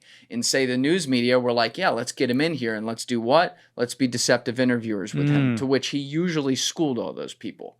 But Jordan Peterson, I think, remains a really smart guy. Is he a very imperfect guy? Yes, so am I. We all are, right? I don't judge people on one or two things they do wrong or stuff like that. My issue, though, is when you look at his Twitter, which goes behind a keyboard now, and you look at how he goes out, he has now been attacked for so long that he eventually moved towards becoming, in some small ways, the very things that he probably wasn't at the beginning, that his enemies untruthfully called him, that he then took on those characteristics, at the very least on Twitter. And so I will see him tweet something like, for example, this one hit close to home. He tweeted about Hoboken recently. This was maybe 6 months ago. He subtweeted a tweet from the AP that said, I don't know if we can pull this up, Alessi, but it was a story, I believe, from the AP that said Hoboken changed its pedestrian laws, and X number of years later, they've had no deaths. Meaning, like, it was a pretty successful thing. Like, the streets of Hoboken are so safe to walk on. I walk on them all the time. Sometimes I'm in awe of it because, like, it's a small town, but like it's very populous, right? It's a big place in that way. And so obviously, like, that's a win for whoever put that in. But Jordan Peterson had to like scream and say he slammed, here it is, Jordan Peterson slams woke report on traffic deaths decreasing. So Jordan Peterson hit back at a woke report that simply explained that there had been no traffic deaths in 7 years. Over the weekend, AP reported on street parking in Hoboken, New Jersey, quote, not a single automobile occupant, bicyclist, or pedestrian has died in a traffic crash since January 2017, elevating Hoboken as a national model for roadway safety, they wrote. The success comes after they removed parking spaces near intersections following the death of an elderly woman in 2017. In turn, Peterson quote tweeted the article, writing, you have become pathetic beyond comprehension at AP, and the woke death will soon visit you. And it's like, I'm trying to imagine Peterson saying that in real life if we brought that up in the context of a conversation, and I still genuinely, maybe it's because I'm a fan of him, don't think he would. But on Twitter, at least, it is changing the way his brain works on things, and I have watched him move in that direction over the years because of the impetus of attacks coming his way. So I don't dignify those attacks. I think they're wrong. But people, we are all conscious of that. We are all capable of that, I should say. Like, we can move towards becoming the very thing that someone screams at us. I scream at you, you suck. You suck. You're an asshole. You're a horrible guy, Curt. I scream that over and over and over again. Eventually, you may tell me to go fuck myself just on the daily. And maybe that does make you an asshole because you start doing it to everyone else because you're so pissed off at what's happened. Right. So I'm trying to remember where I gave the example of watching people move. Why was I bringing this up, though, again? What was the beginning of that? Dude, I think you were trying to explain why. You were trying to explain. You were asking for example of like, hey, what's an example that is that you can describe where you're being pushed to a truth. Mm-hmm. And then I think it moves you in the opposite way to some degree. It sounded like that's what you were going at. Yeah, I wish I knew. Well, anyhow, the point, what you bring up a great point. If you're in the digital behind a keyboard, you're going to be more adversarial than if you were to have a conversation in person. This is even known if you have ever gone to podcasting conferences or seen any of these people in real life. People who are controversial, you'll see their enemies go up to them in person and say, "Oh, I can't believe it's you." We'll just say Peterson. "Can't believe it's you, Jordan. That's so cool." And then they'll shake hands, take a photo. It's because it melts away when you're in person. Very few, extremely few people are aggressive in person. Extremely few. And we're just removing that. And then we think, because we interact with the world in a digital manner with Twitter in this case, that everyone's like that, and then we start to mistrust. So John Vervaeke of the Meaning Crisis guy that I keep bringing up, he has many in-person sessions where he talks to people, and he prioritizes that over than just promulgating in digital form on YouTube in lectures.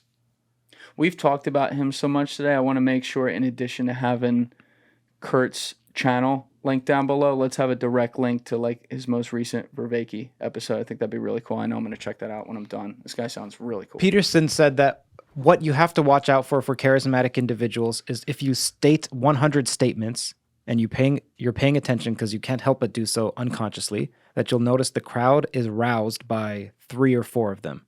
And then you will start to move toward that, and you'll say 100 other statements, and then the crowd will be ignited by 5 of those statements, and you start moving toward where the crowd is. And he has documented that in his work, and I think he's falling prey to that, at least on Twitter. Yeah. And also, right. I was going to say it could be. So here's something else about Terrence Howard. Terrence Howard is stating so many statements, making so many assertions that it's difficult, firstly, to follow. And secondly, some of them are going to be correct because it's so hard for you to make 300 statements and not have 20 of them correct land in the correct vicinity. Yep. So this is what I was saying to Lee Cronin when I did an analysis of Terrence Howard's Joe Rogan Experience episode, the first one. That was really good, by the way. I saw Thanks. that one. And I wanted to make sure that it wasn't in a despising manner or denigrating manner toward Terrence. I wanted to make sure let's just be level-headed. Let's not be Neil deGrasse Tyson, even though Neil deGrasse Tyson's comments on that were extremely diplomatic. He was. I was surprised about that. He was. So Terrence will, when you're giving an explanation, you have to slow it down and then pause and then look at the person's eye, and you can tell from their body language, are they understanding? Are they following? Sometimes you can wait, like you interjected and said, "I'm not following about infinity. Why can't you just line up so-and-so and so?" Okay, that's fantastic. Then you go back and you re-explain, and then you re-explain. You don't jump to more and more new topics that supposedly build off of the previous topics. You lose people. You're supposed to slow it down, reference previous points, bring it back. So Terrence was not doing that. And I think Eric said, "Terrence, you're not a great teacher." Yeah, Stop he said teaching. that a million times. Yeah. He kept saying, "Please, stop. You're teaching again." He said, "I'm not trying to." He's like, "You're teaching." And I understood it because he's saying, we had mentioned this earlier in the podcast, but he's saying like, you're teaching where you've already taken 3 leaps. So now you're teaching something that already is 3 layers wrong. So even if you're getting this next idea in theory somewhat right, if you don't have the basis of it right, you're in the wrong zip code. And another phenomenon is that people will use in the space of people who develop their own bespoke theory of everything. We haven't even said the word theory of everything. We haven't. Yeah, so just for people who have no idea what that is, in physics, the term theory of everything means we have 2 grand theories. One is called quantum mechanics, technically quantum field theory. And then we have another one called general relativity, aka gravity, or aka Einstein's theory. Now, we don't have a single individual for this one because it was built up with tens of people interacting over decades, where Einstein was the genius who came up with general relativity. Now, both of these describe our universe in different domains. They seem to have to overlap, especially with black holes and the Big Bang, because black holes have something to do with gravity and something to do with the small, because the singularity is extremely, well, it's as small as one can be. Plus, then there's something called Hawking radiation, which has to do with particles. So anytime you're dealing with fundamental subatomic particles, it's quantum field theory. So that's a place where you have to combine them. We don't know what happens before the Big Bang. That's because we don't have a theory of everything. A theory of everything is how do you combine both of these? Okay, so that's that. That's the holy grail of physics. It's been the holy grail since the 50s or so. Yep. String theory is a contender of a theory of everything. Geometric unity is also a contender, so that's Eric Weinstein's. Yeah. And Peter Voigt has his own theory, and Garrett Lisi has his own theory, and there's a variety of other theories. Lee Smolin has his own theory called loop quantum gravity, and so on. Then you have people who have not studied physics much because they feel like if you study physics, if you go to university, you become indoctrinated, you become entrenched. So let me not do that, but let me use some of the terminology that other scientists have developed. For instance, supersymmetry, that I saw Terrence say. Right. And it was hilarious because he said, yeah, this is supersymmetric. And I'm thinking, you have supercharges and you have an algebra? And then he's like, no, it's just an extremely symmetric object. And then I thought the same thing Eric thought. It's like, supersymmetry doesn't mean just extremely symmetric. It means something specific. But what happens is people who are developing their own toe, they tend to glom onto extremely technical sounding words because the crowd presumes what it can't see to the bottom of must be deep. So that's a hidden motivation. I'm constantly looking for unconscious motivations of myself. And so I can see it in others. You have to be careful of not using jargon to spice up your theory to bring more credence to it. Because the person who doesn't understand will think you know what you're talking about. But then the person who does understand would say, you're absolutely ridiculous and I'm going to dismiss you. I like that you brought this up. This is actually why, though, my current opinion is not that Terrence Howard is, say, like a charlatan grifter type. I don't think that's what it is. It doesn't mean that some of the things he's saying and their ability to be easily disproven in many cases doesn't point out that maybe he's in over his skis. The reason I'm saying that is because I think it has to do with how his brain works. And let me explain this. So people talk about being left brain or right brain. I always forget which is which, but think about it to oversimplify it. Creative. Left is analytical. Okay, so creative or logical. So the creative is going to be right side, I guess. Creative, yes, correct. And the left is going to be logical. There is a neuropsychological basis to it, so it's not just a... Right, yeah, it's real. Not just it's real. Waving. So I am naturally a creative brain, so that'd be right side, right? I do, and I don't want to... If you're right-handed. I don't want to make myself sound like more talented or important or anything like that. I'm just using an example of how I process things. So when I see things, I have an artistic, emotional reaction naturally. I have trained myself throughout my life, though, to access my left brain. And I have a pretty strong left brain. So when something happens or I see something for the first time, I will usually kind of let out the emotion to myself, let it calm down, and then pull it back to even a little bit by trying to be logical about the situation to, kind of balance things out.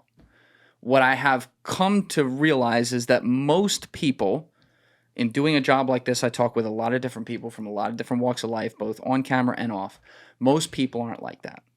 I've met a couple people who are like me like that, but not many. And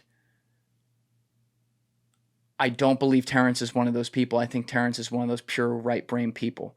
And I'm going to have to explain this, because just bear with me here. But when I was listening to the Weinstein Howard podcast, maybe like 15, 20 minutes in, 10 minutes in, something like that, it clicked for me. And I realized what Terrence is like. He said, it was something simple. He was saying a line, and he's like, that would mean that something comes from nothing. No thing. And he was breaking down the word artistically. And I said, Kanye West. That's how Kanye West's brain, that's how his brain works. That's how my brain will work too. I constantly look at things and I'm like picking them apart and I'm going layers and layers deeper on it, but I'll pull myself back and I'll be like, wait a minute, we're running with something there that's not there. So, for example, you could do what Terrence just did there with the word history, which, if I believe, we've looked it up before, like it doesn't come from his story, right? That's not what the etymology of it is. But you could take things too far with that type of logic and apply things to words that really aren't there because it worked for other words. And so when I started to listen to Terrence more, I was like, he's exactly like Kanye in that he is so artistic and he's operating 10 miles ahead of everyone else in that lane, that he will then tie that into things where it does make sense and not be able to separate the difference between all those other things where it doesn't make sense. And on top of that, he probably is, as a creative and a famous person, slightly narcissistic. Obviously, Kanye is very narcissistic, that, he can't really reel himself back in some ways. So I don't think it was a matter of like Terrence is trying to promulgate a bunch of ideas or propagate a bunch of ideas that don't make sense because, he's trying to make money or get attention off of it. I don't think it's that at all. I think it's because his brain genuinely works that way, and he doesn't realize that like the brilliance of the artistic creativity that he has, which puts him on a very high IQ playing field. And clearly he has some natural scientific abilities too that I think also increase that IQ playing field. He is overestimating though what this part of the IQ can do to that part of the IQ. And he thinks that IQ is up here with this one, and it's still not quite there because that's not what his life's work's been, and that's not how his brain naturally works. Yeah, I agree. It would be as if someone takes one of their artistic devices and then starts to make some images with it and then says, you know what? I'm going to be a surgeon. I'm going to look up how do surgeons work. And then you apply some artistic interpretation. And then you say, the surgeons have it wrong. The stomach is above the... How is the heart going to fit in that? The stomach and the heart are where the brain is because it's in my artistic picture. And that makes sense with reality. Yeah. Then you go to a surgeon and the surgeon's like, what are you talking about? And then you find out by heart, he means your soul. And by stomach, he means your drive. Yeah. That's a good way to put it. So with Terrence, it's similar to the situation. It's not Terrence versus the Academy. This is a similar situation with UFOs, by the way. It's precision versus recall. So these are machine learning topics. Precision is when you make a prediction. So let's just say there are a variety of people here. Some have cancer, some don't. If you want to be precise, you want to say, if I point to you and I say you have cancer, that I'm correct.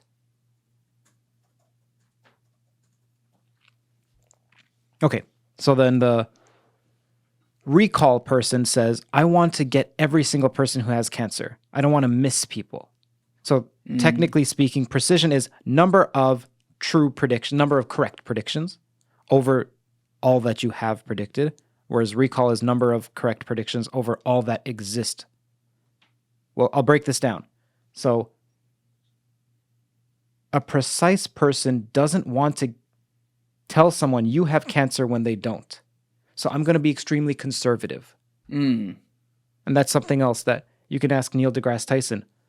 Are you so willing to preserve the current scientific paradigm that you're unwilling to even entertain ideas that are unlikely but may have merit? That's the battle. It's precision versus recall. I don't want to give credence to something that could be wrong, so I'll give its probability 0 rather than -1. I'll take its -1. Sorry, I'll take its 5% probability. It's most likely incorrect. Squash it down to 0 because I want to be precise. I don't want to make errors. There's another closely related term: type 1 versus type 2 errors. So false positives versus false negatives. That's probably much easier to understand. So false positive.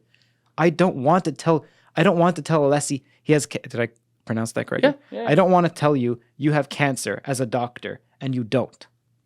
I want to be extremely precise, but the cost is there's a trade-off between precision and recall. You can't maximize on one and you can't maximize on both simultaneously. If you want to be extremely precise, you're going to have to sacrifice some recall. And if you want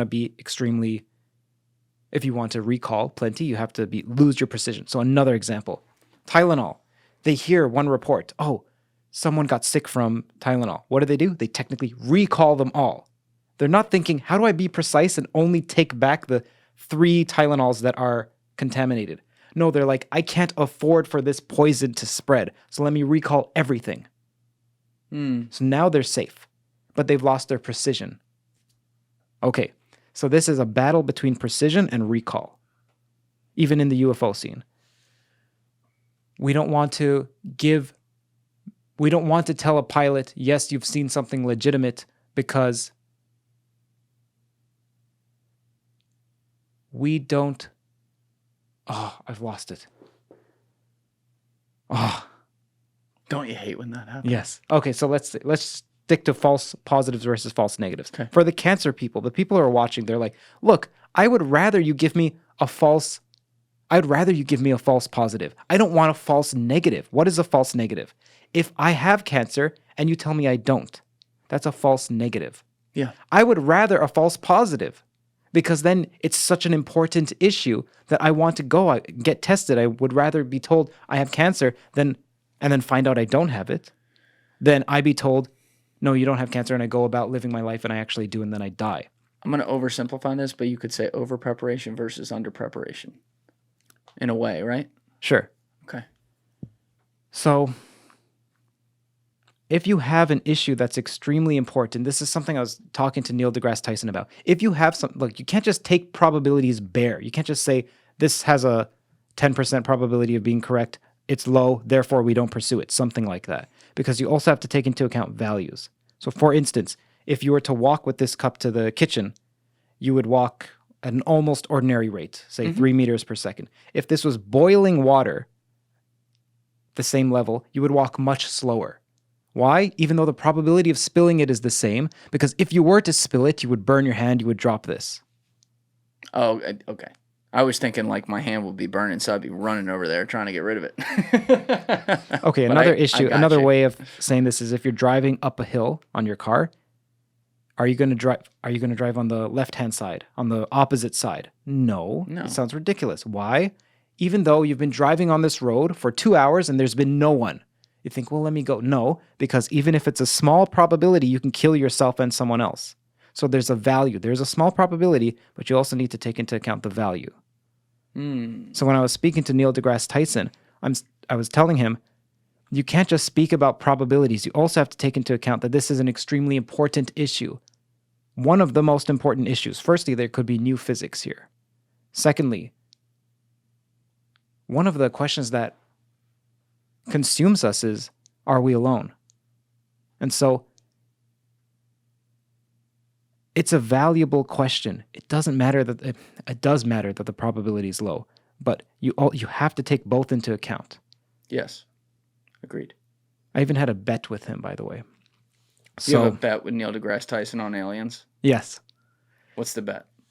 What he said was just like a rationalist would say, but there's a trap here. He said, I'm like, what is the probability, Neil, that you would assign to these sightings being correct? Like having some veracity to them, and it implies something non-terrene. So that is non-ordinary. Could be a breakaway civilization. It could be extraterrestrial. It could be future humans, what have you. And he said, oh gosh. And then he does some calculation which is false. Like he arrives at this calculation by a means which, if you watch, that's not the mathematical way of going about calculating this, but doesn't matter. He then lands on 1 in 10 million, something akin to that. That we're not alone. Yes. No. That what we've seen so far. Just that what we claim to have seen. Okay. Exactly. Okay. That what we've seen so far implies extraterrestrials or something like that, or that the pilots have engaged with extraterrestrials or a breakaway civilization or future humans or what have you. Okay, so he says 1 in 10 million. And I said, okay, technically speaking then, Neil, that would mean that I can put up $10 and you can put up $10 million and it would still be 10 times in your favor, that bet. Because if someone is saying, I believe, look, in blackjack, or sorry, in what's the one where you throw a ball and it says and that's 1 in 30. What is the probability there? Well, the roulette one. The one. Okay, let's say it's 1 in 64. You throw a ball and it's 1 in 64. For a fair probability, that would be I pay $63 and you pay me $1. That's the correct odds for that to make it even for each person. Okay? So for 10 million to 1 odds, technically I should put up $1 and he should put up $10 million and that should be a fair bet. Now I'm saying I will put up Neil, I will put up $1,000, you put up $1 million. So that should be wild, like 10,000 times in your favor, Neil. Mm-hmm. And then he said, no. And the reason is that... Nope, not doing it. The reason is that he realizes it's ridiculous to make that claim, that you also can't state probabilities bare. Firstly, you have to have a value associated. The money is that value. But also you have to have uncertainties with your probability. You don't just say it's 1 in 10 million. That's that. No, you say it's 1 in 10 million and I have wiggle room. I don't know. And so that's what he's implying. But then my answer to him, which I didn't say, is you have to temper your disprising of all the people who think that there is something to this to match your professed uncertainty.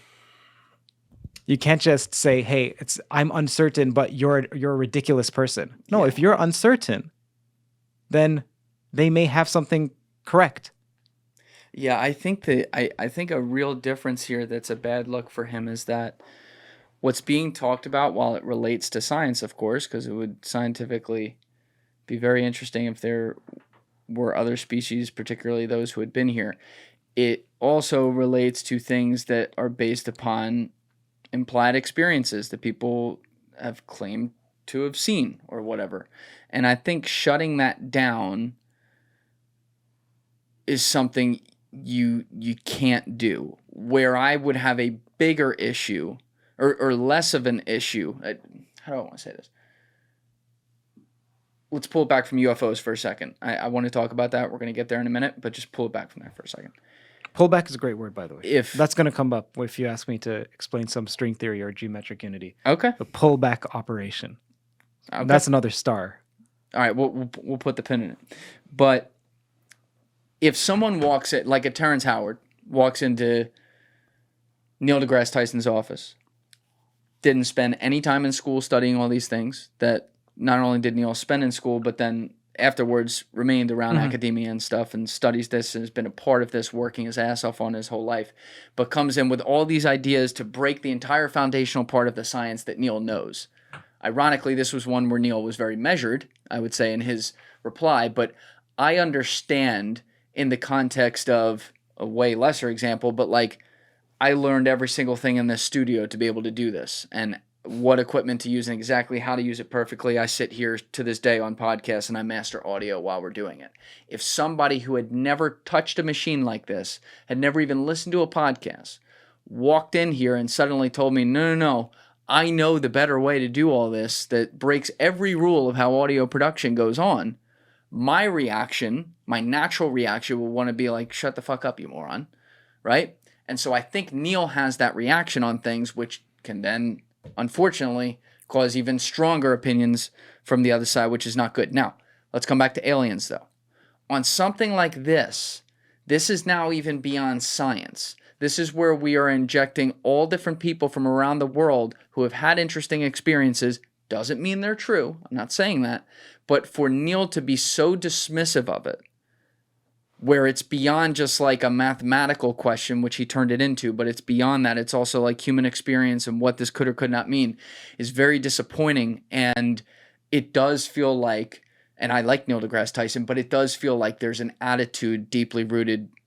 There's a condescending quality to it. For sure. I mean, if you heard, I think right, exactly. Yes, everyone's heard that clip on Joe Rogan where he's like, oh, you know, we're so uninteresting to them or whatever. And Joe's like, you're out of your mind. We're so interesting. That's also such a foolish statement. It says it's less of a statement about reality and more a statement about how he views either humanity or himself. That's right. So firstly, it's factually, quote unquote, factually incorrect because virtually every single species on Earth, there's someone who has their PhD on that species studying it. Also, we spend decades trying to teach animals language, like gorillas and monkeys, and then parrots and so on. So we're actively trying to communicate. It's false to say, well, we're uninteresting, or that life is so plentiful, that why, firstly, you don't know if life is plentiful. You don't know the relationship. You can't make a statement like that. The evidence that we have is that the more scientific or rational we become, the more interested we become in other living creatures to the point where we think maybe grass is conscious. Can we communicate with that? Maybe trees are. Maybe atoms are. There's panpsychism. And if we could communicate with an atom, which some people think they're doing, then we would. So many of the professed beliefs by a public intellectual are motivated, this is something to keep in mind, by the desire to bolster their appearance as an intellectual. So in other words, Neil's superciliousness, his sanctimony, is PR. It's scholarly marketing. I'm better than you. The intellectual seeks to ensure that their intelligence is recognized by others. Yeah. It's not enough for them to possess it, the public intellectual in particular. So, by the way, this implies that there's like some stratified IQ order where you can rise above, and I'm not saying that. I'm saying Neil implies that with his actions and his attitude and his viewpoints. Otherwise, why would he care about climbing the Alps of cognitive Mount Bravado, if not to look down at the hypothetical caste system that comprises these obtuse untouchables? That's a good way to put it, man. It's a good way to put it, but I said we put a pin in it and come back to it. We got to talk about UFOs. I mean, it's been in the background of some of the things we've talked about today. I say that to you in particularly, though, because you have an unbelievable library of conversations about UFOs, sightings that could or could not have happened, things that could or could not be here. Also, like meta ideas on what it is or what's behind it. You've done some, I believe you have Lou Elizondo on there. You've had Ross Coulthart. You've had Richard Dolan, who's going to be on this podcast as well, and many others to talk about this. You've also discussed it with a lot of the pure physicists that you've brought on the podcast. I mean, to tie it back to something we talked about earlier in the conversation, it is absolutely a part of, the meaning question when people are thinking about this kind of thing. But at the front end of it, based on all the conversations you've had and all the people you've had access to discuss this topic, what is your current stance on aliens? And by that I mean two layers. Number one, do they exist? Like, is there intelligent life somewhere out in our galaxy or beyond? And B, have they been here before?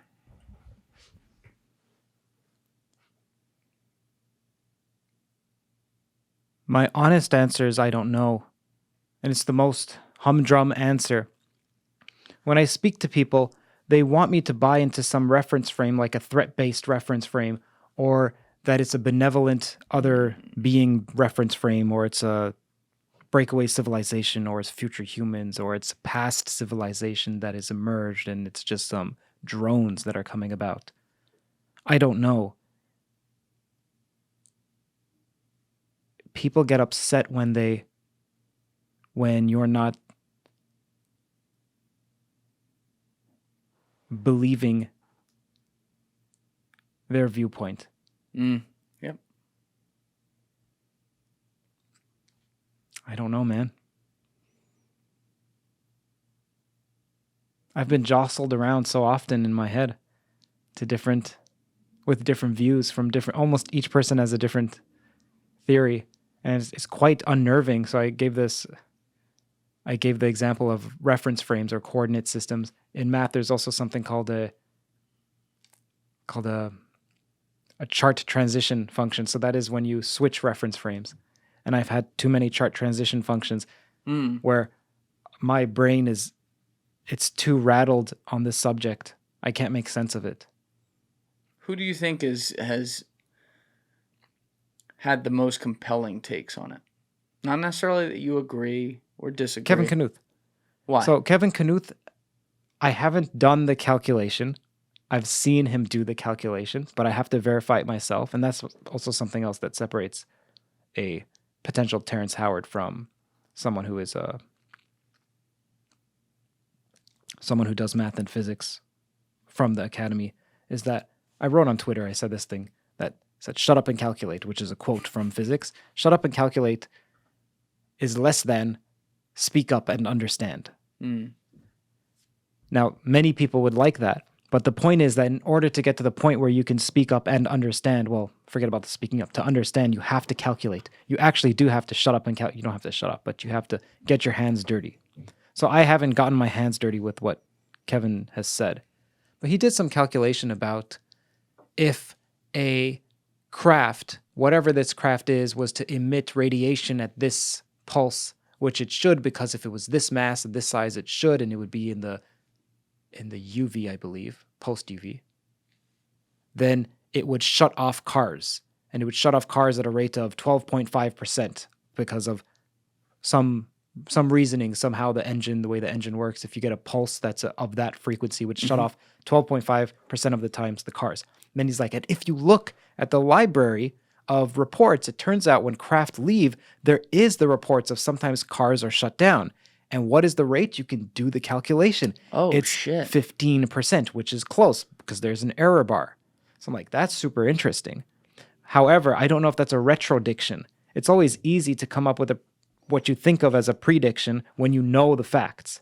That's another reason why theories of everything or TOEs are difficult, because people will say, oh, I've predicted the fine structure constant. Or do you know it's 1/137 approximately, and then you've made your theory work to that? Like, you don't know. If you never knew what the fine structure constant was, or you came up with something else, that's called a prediction, that would be interesting. But if you're saying, hey, look, there's this data, I know what the data is. Someone extrapolate that. Yes, exactly. Yeah. So I don't know. I thought that was interesting. He said that at the Seoul conference, which was a wonderful conference because that was in person. That's something else. There's some people who would say, not slander, but snide comments toward some of the guests on Theories of Everything. Not always me, but I take it personally. Oh, So sure. I understand that. Yes. And in person, they're just the sweetest little pieces of jello. And then they even say, hey, Curt, like, I'm sorry that I said, I'm like, oh, I don't know who this person is by their username. Like, I only know handles. So I can't tell what your handle is by your face, but it doesn't matter. They come up and then they apologize, and we have a great time and we bond. So that was a wonderful conference. Over there is where Kevin Knuth revealed, I don't know if it's actually a reveal, but he showcased that calculation. That's fascinating. That's a way different angle to it than I've really heard anyone do. I like that. I mean, to me, it's like, comes back to the trust conversation. It's like suddenly the government's releasing all this info about UFOs, and they got these different guys coming out, the Lou Elizondos, the Christopher Mellons, the David Grushes, and stuff like that. And so now people are like, wait a minute, what's the catch here? Why are they doing this? And so now a lot of people are pushing the other way, like, oh, none of this shit's real. But when I just sit back and think about the little speck we are on a universe of the unknown, first of all, I think it's, to inject some math into it, I think it's mathematically almost impossible that there is not intelligent life out there somewhere. However, that's a different conclusion than have they been here before, though, and saying yes to that. Because you don't know that just because there's intelligence life somewhere out there in the universe doesn't mean they've been here before. And you can start playing tricks with your head if you start thinking about all these potential sightings and trying to pattern them based on what were similar about them, but also based on when they occurred and where they occurred. And, it gets a little crazy then when suddenly it becomes a calling card for people it's popular for people to say they saw something, right? So now with the internet in this current era, we have crowdsourced data where fucking everyone's saying they saw a UFO or whatever. And it starts to make it less trustworthy as far as like, have they been here? That said, there's so much in this world that isn't explainable that my only conclusion is that there is some form of either alien interaction, if you will, or straight up divine intervention that has had to occur across the context of the known history of our Earth as we understand it for certain things to happen, certain things to exist. And I'm not getting like even meta with like, oh, where does an idea come from or whatever. I'm not getting that granular. I'm getting more towards like, damn, how did we build the pyramids? Or fuck, like how did human beings figure out this or that? I was down in South America and talking to a shaman about ayahuasca, and he was explaining that the number of potential combinations that it would have taken to figure out that this exact leaf from this tree, and I forget if it was like the bark from this other plant, in a perfect type of ratio combination could form this type of substance. They did math on it. It was like virtually impossible that in the context of human history we could have figured that out. It was like 0.00000001. So I guess it's possible, but like the idea is that there's something divine about that or something otherworldly about that. And when I see these types of examples, I'm like, something's going on out there. Yeah, let's break some of that down. So number one about the ayahuasca, I spoke to Dennis McKenna, Terrence McKenna's brother, and he said there was an ordinary explanation for that. And I forgot the explanation, but it was something like they already brew that sort of tea from that plant hundreds of years before, and they were trying to make ayahuasca work, but then it just degrades extremely quickly because it doesn't have the MOAI inhibitor, something like that, or MA. Regardless. Send me that. I want to see that afterwards. And then he said, well, it was reasonable that either a leaf fell down into their concoction or they just combined the two. And I thought, okay, that's super interesting that someone who's a large proponent of the careful but positive use of psychedelics would say something that was against the spiritual component to it. Because usually if you are in for psychedelics, you're down for anyone who says something positive about psychedelics, even if it's a spiritual side that you don't believe in. Yeah, I'm not, by the way, I use that as an example because that's one that came to my head. I'm not married to that. I'm not married to that at all. I understand. So if that's the case, that's great. Okay, now about the technology of the past, I want to talk about, when it comes to UFOs, I believe that so much of what is said about UFOs I don't believe in. I disbelieve. Like people will say they're much more advanced because they have a technology. I don't see why that's the case. And people just say it. So firstly, advanced is an ambiguous term. You're not just advanced. There's not a culture that's more advanced than another culture. So for instance, you could be like, well, let me forget I'm liberal. I don't want to use the word advanced and say one is better than the other. I'm going to use technologically advanced. That's more of a superior. No, even that, you can break down technology. So imagine, we think all technologies just build on one another, and when you get one, you get the other. It doesn't work like that. So you could conceivably imagine a culture that has developed the steam locomotive, okay? Mm-hmm. And another has developed medicine. Like advanced medicine, whatever that means. Which is more advanced? Well, I don't know. Subjective. Yes, and you could say, well, if you had the steam locomotive, you would have medicine, or vice versa. That's not necessarily the case. China had the printing press in 730, and other countries had a monetary system. So what's more advanced? A monetary system or the printing press? Again, subjective. What's more advanced? If you invent a light bulb or someone has aqueducts? Yeah, so the point is that we say, well, aliens are advanced. How do you know? Maybe they're looking at us like, how the F do these earthlings do what they do? And they've developed something with the people were like, well, it must be advanced physics. And to get to advanced, you have no idea. Some people who believe they've cracked anti-gravity do so in their garage. They're just playing around with magnets. So let's imagine it is the case that there's just one fundamental trick or switch that you need to apply in order to crack anti-gravity. well, then it could just be like the case 66 or whatever it was recently of the superconductor that came out. That turned out you could make it in your garage and it's a superconductor. You would think, no, you would need an advanced civilization and the LHC and varieties of scientists working on it to develop a superconductor. And then no, some people from Korea or China came up with a superconductor.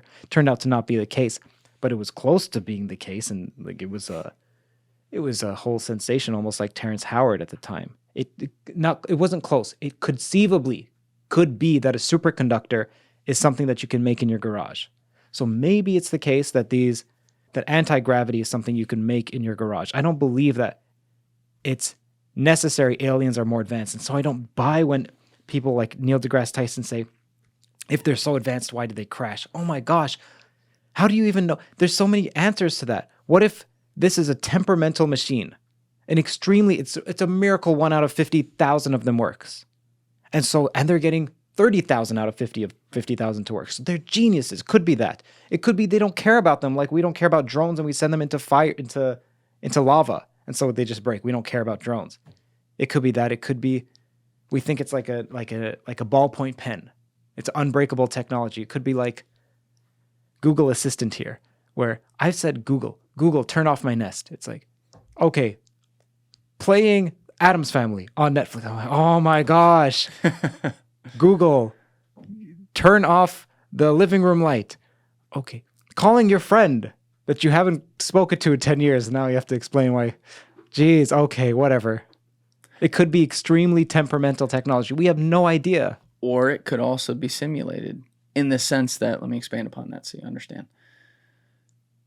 If they are, and I want to come back to your advanced point, because that's a great point. I want to take it to another level. But before that, if, let's say for a second, for the sake of argument, they are more advanced than us, however subjective that is, they're way more advanced. They can do way more physically to get here and solve gravity and time in a way better way that we physically can as a civilization.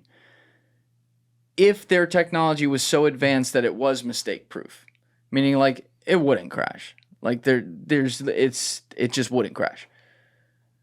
If it did, perhaps it's because we're a part of a greater ant pen that they're watching and observing how the ants, or the rats, if you will, are behaving inside the pen, that they want to simulate how we would respond to seeing certain things, and they can also simulate ahead of time where and how and who is going to see it among our population, and simulate what the rest of the population is going to think by the big claims that those people make. You understand? So like they could be doing it in a way to try to see, let's see what they're willing to believe or not. If people aren't actually witnessing something and there's only a select few who do. So, for example, maybe let's crash or let's land in a very nondescript field back in Zimbabwe by this school where there's a bunch of 7-year-olds back there, and we'll make sure only the 7-year-olds see us.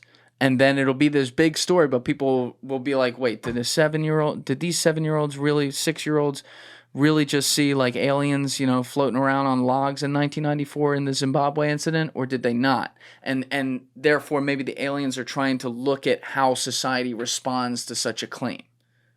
You understand? You think that's possible? Yes. Possible, yeah. And then, well, would it just be one alien civilization, or would it be multiple? Would they have some collusion? Like, okay, we stay off of Earth. Are they in competition with one another? Do they have one that is the superordinate alien civilization that says, hey, we get to perform the tests and you don't?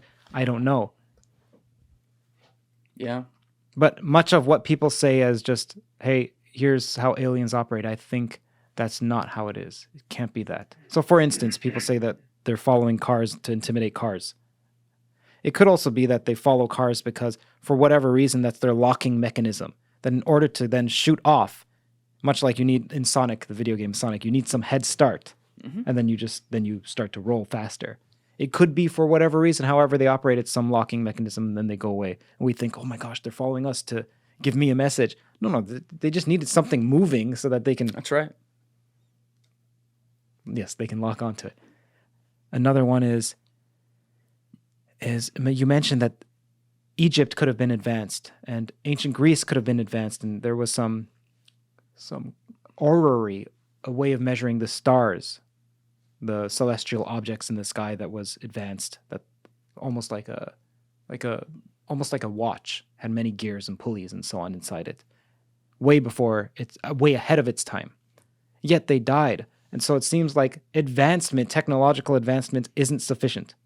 So that's why I'm saying I push back on firstly, it's ill to find anyone who says that they're advanced, and then secondly, even if they are advanced, what difference does that make? We've had many examples of civilization that were supposedly much more advanced, even the Greeks and ancient Egyptians, and I'm sure there's more, who just perished. So technological advancement isn't sufficient. But yes, it's possible. Now, something about Bob Lazar that he said that I just disagreed with, and it made me question him. And it's so petty. It's so petty. He said, this comes from hearsays because Jeremy Corbell said it, so it's like 2 levels removed. Yeah. Technically speaking, in the law, that's hearsay. He said, firstly, when someone predicts that there's a new element, you don't predict that there's a new element. It's obvious that there's going to be an element after a certain, you can just count the numbers like we were doing before, 1, 2, 3, 4, 5, 6, 7, 8. So I can tell you right now, Curt's prediction, there's an element 257. 100 years from now, there's going to be some element, sure, it's going to be short-lived, and they're going to be like, oh my gosh, Curt predicted that? No, okay. You heard it here first on JDP, baby. So firstly, that I don't think Bob Lazar predicted the existence of a different element. And then even when Jeremy Corbell said, look, you were right, you predicted it, he said, 50-50, I could have been correct, could have been wrong. And I was thinking, man, so there are 4 different interpretations of probability. And again, this is petty and persnickety. But one is classical, where you look at a coin, you're like, I don't know if it's biased. I'm going to say it's heads or tails, so it's 50-50. I'm going to say there are 2 options, so it's 50-50. That's called the principle of indifference. I don't know the difference between these guys. I'm going to assign them the same probability. Then there's the frequentist, where you just watch something happen many times. This is why I also don't believe it's necessary that there's life on the outside of Earth, nor is it unnecessary, because we only have one case. You can't generalize from n equals 1. Oh. You have no idea. Okay, so that's a frequentist interpretation. Then there's the subjective Bayesian, where you just assign some probability, and it has a reference class problem that I brought up to Neil deGrasse Tyson. Here's just for fun, if people are interested. If you were to say that, if I was to ask you, what are the odds that you're going to die tomorrow? You could say, well, I'm a white male, I'm 30-ish, I don't smoke, I drink. Okay. But then you could also add that you're from a certain neighborhood, that you're like, there are many factors you can add.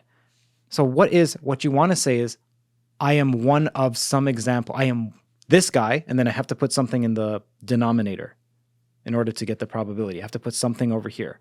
And so you want to say, I'm some representative of this class. But then you have a problem choosing this class. Oh, yeah. So when I was talking to Neil deGrasse Tyson, he was putting odds. I'm like, you have a reference class problem. How do you know the reference class is correct? Because I could also say, look, the reference class is you're an element of all living creatures. The majority of living creatures will die tomorrow because the majority of them are bacteria who only live for, let's say, 10 hours. So if I was to pull you out of a hat, you're most likely going to die in the next 10 hours. That's a valid statement. But we think of that, no, that's absolutely incorrect because you chose a poor reference class. Then the issue is you're like, well, let me add more and more factors. Well, if you add more and more factors, you get less and less data, and the probability becomes unreliable to the point where you just only have you in the denominator. So it's called the reference class problem. Right. And then there's the metaphysical interpretation of probability, which almost no one believes, except I think it may have some credence, but people don't like to believe it. You went where I was going to ask, so yeah, that makes sense. That there is something inherent in the world that has some probabilities. Okay, so the reason why I didn't like what Bob Lazar said is he said, oh, it was 50-50 that this element could have been there or could not have been. I'm like, how do you assign a probability 50-50 to a yes-no just because it's a yes and no? So an example is that, look, there are 3 cases when you flip a coin. It's heads, tails, but it could also go on its edge. Are you telling me, a priori, you're going to assign 1/3 to all of those probabilities? So the principle of indifference it's, again, like I mentioned, I'm petty fogging. I'm being carping on Bob Lazar, but that of all of what he said made me most doubtful. You think there's a psychological impact of a statement like that, meaning that could be a Freudian slip, if you will, of the way that he thinks about everything else because he would say something like that? No, I'm mainly just playing around, but I just was like, how could you make a statement like that unless you were just humoring Jeremy Corbell? Because it was an offhand conversation, but I'm like, that just irked me. I understand. What do you think of him though? Put that aside for a second. Obviously, like, that's something that irks you. But like, when you hear a guy come out with a story that, you know, he's certain he saw what he saw, he had access to this deep government shit, and he's certain he did, and therefore it's like, yes, they're not only are they here, but we're in possession of them and their technology in some cases as well.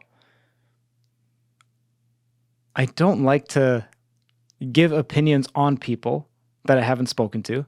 And then also, even when I have spoken to them, I'm not a fan of giving opinions. I just don't feel like that's right. I feel like if they're not here, that's like taking a knife to them. I appreciate that. I know that if I was interviewing someone, I'm also a podcaster for people who don't know, a channel called Theories of Everything, if you're interested in looking it up. Link in description. Remember when you first reached out to me, I'm like, oh my gosh, Julian, I don't even know if I can be interviewed because I just say I don't know to almost every question. Like, I just don't know.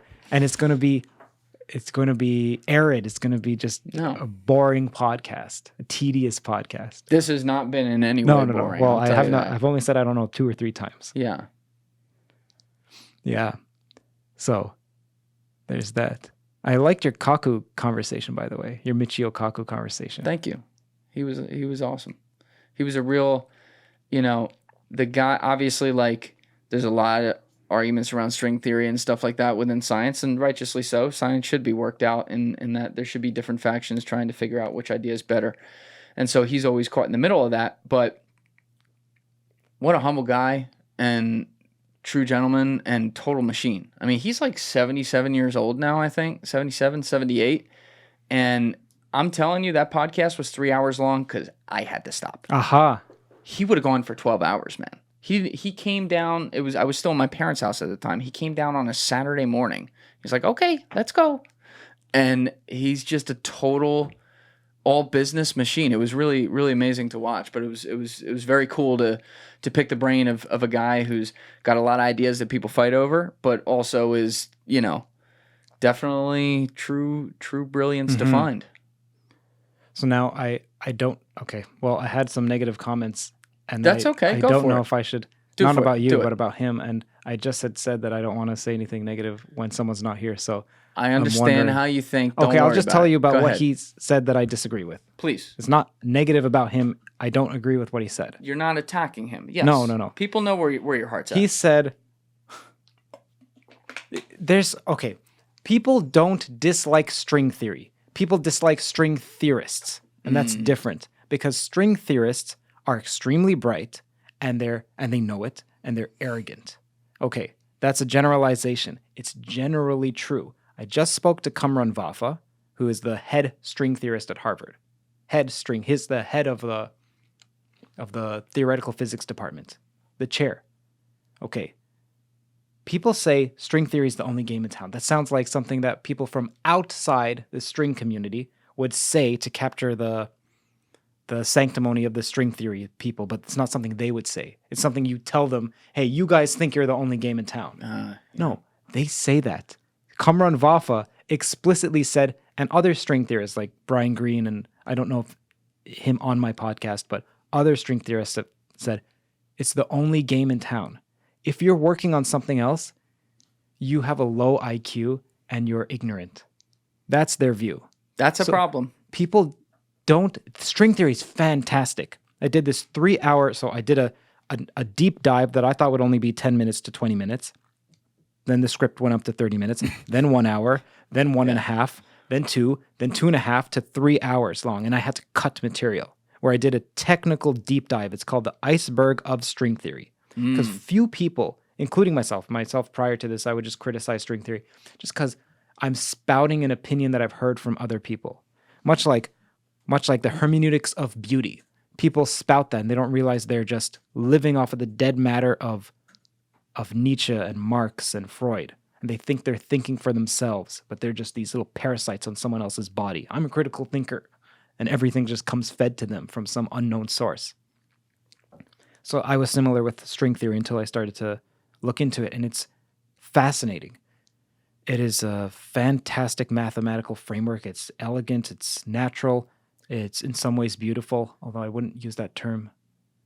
I don't use that. I take back it's beautiful. It's natural.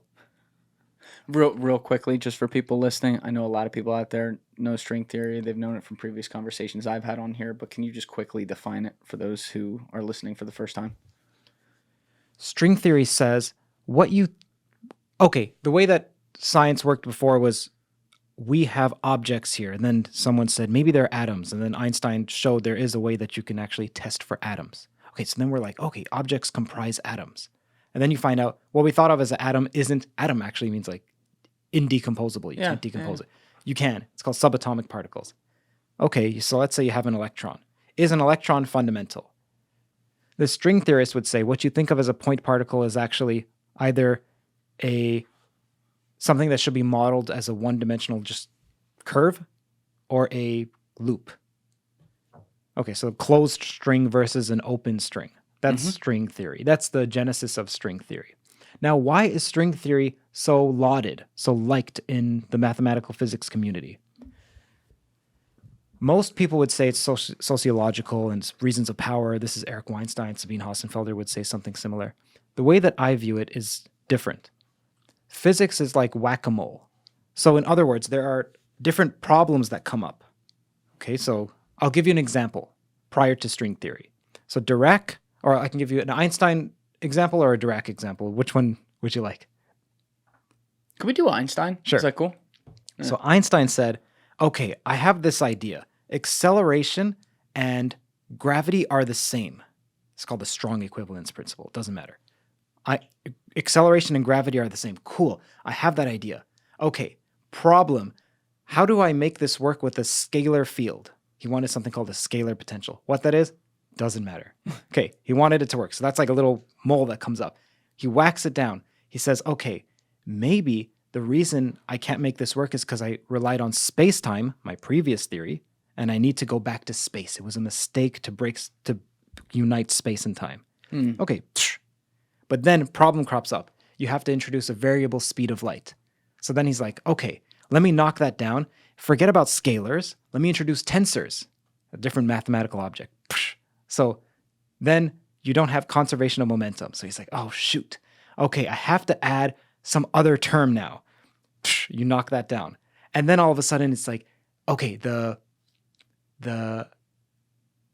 that actually works. But then it turns out to not be consistent cosmologically. So he adds another term. Okay, so the point is that you constantly have problems you're solving. Oh, you don't have linearity anymore. He wanted linearity. So now his solution is much more difficult. So it's non-linear. And to the point he couldn't even solve his own equation except in one small case with mercury. He had to make an approximation. It took someone else in the trenches of World War II no one knows how he did this. He's in the trenches and he comes up with a solution to Einstein's equation. Einstein thought that there would never be a solution, like an actual exact solution. A non-perturbative solution is the technical term, meaning an exact solution without approximations. Okay, but someone did. Like 2 years later. Yeah, that's a wild story. 1 year later. His name is Schwarzschild. Schwarzschild? Schwarzschild. The first black hole is a Schwarzschild black hole. Then someone named Kerr came out and said, well, black holes could rotate and have charge. But Schwarzschild basically invented this. Wow. In the trenches, died a few years later, young, I believe. Okay.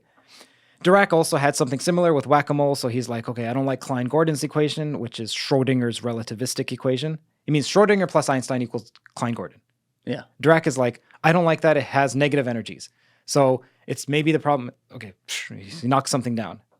It's a second order equation that maybe linearity is the solution. Knocks something down. Something else comes up. Oh, your scalars, which Einstein was dealing with before, can't be scalars. They have to be matrices. Okay, 2 by 2, nope. 4 by 4, okay, 4 by 4 works. Thank God. What do I do with my mass? Oh, okay, you multiply it by an identity matrix. So another okay, knock that down. Oh, I actually still have negative energies. So what happens is in physics, the history of physics is the history of trying to solve problems, more creep up.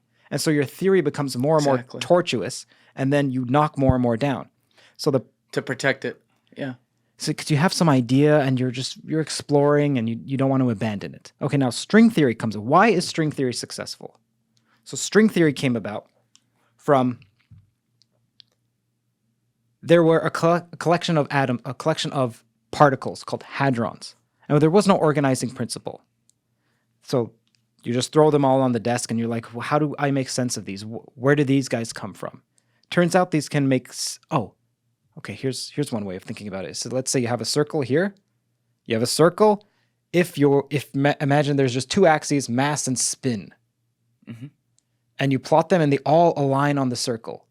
Then you could say, oh, maybe they're related by U1, which means rotation, just rotates. Like these particles, maybe they're all akin to the same particle, just rotated. Okay, that's something you could say. Like you think, oh, well, that's just an arbitrary plotting. You just put it down, you happen to find a circle.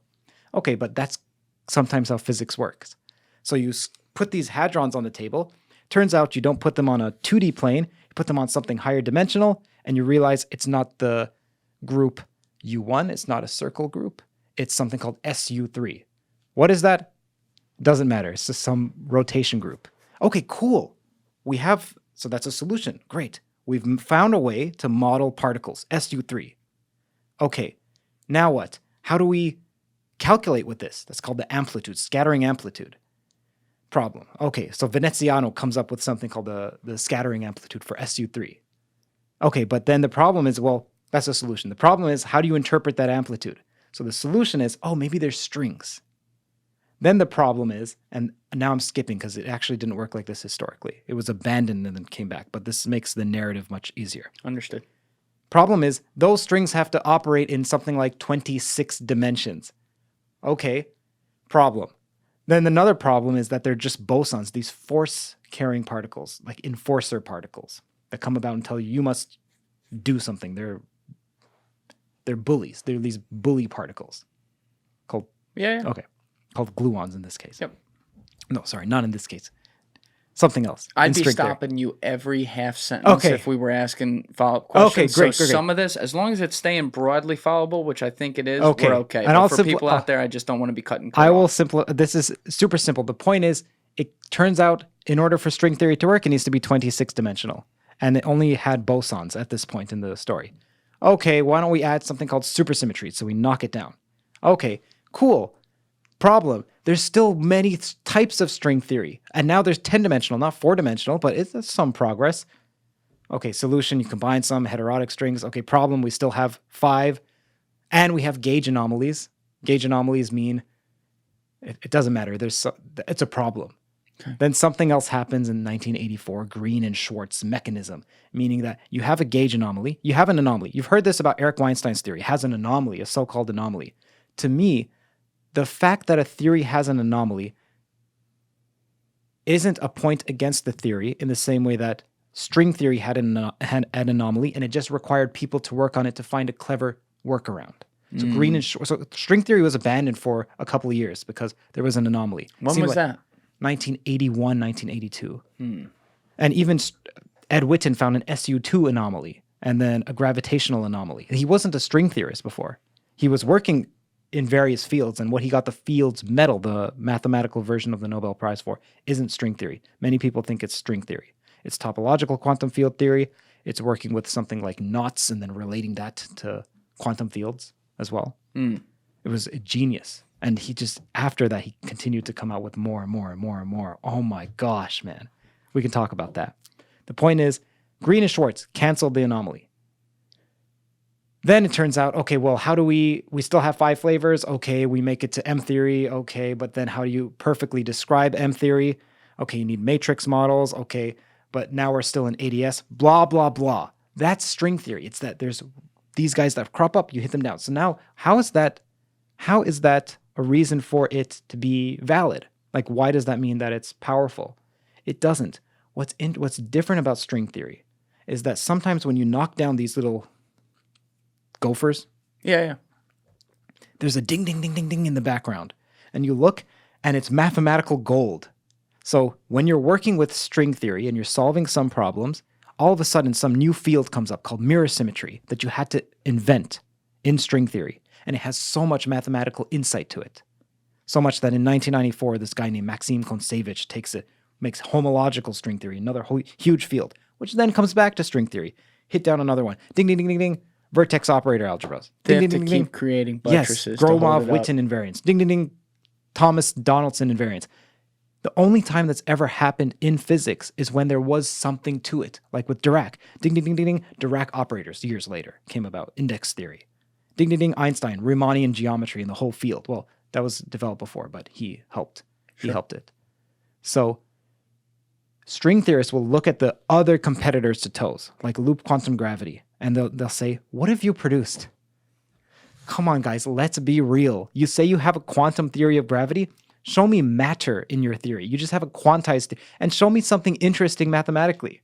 And then they're just left there twiddling their thumbs saying like, no, we found something interesting with partially ordered sets. And you're like, get the F out.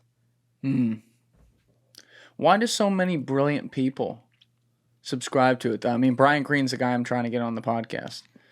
You know, I'd love to be able to do that. He's right here at Columbia. But like he's an avid string theorist and I love his talks and stuff. The guy's obviously brilliant, but he's one of many in this field who are so brilliant. So in the hypothetical world where string theory is completely wrong, I'm not saying it is. I'm just saying like let's say this whack-a-mole idea is actually really onto something and like they have gotten this wrong. Why are so many smart people involved in it and holding to it religiously outside of just, well, we don't want to say we're wrong?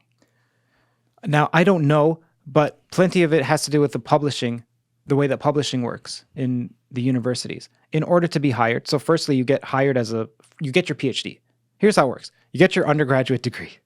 For 4 years or so, 5 years, you study for your 3 years sometimes.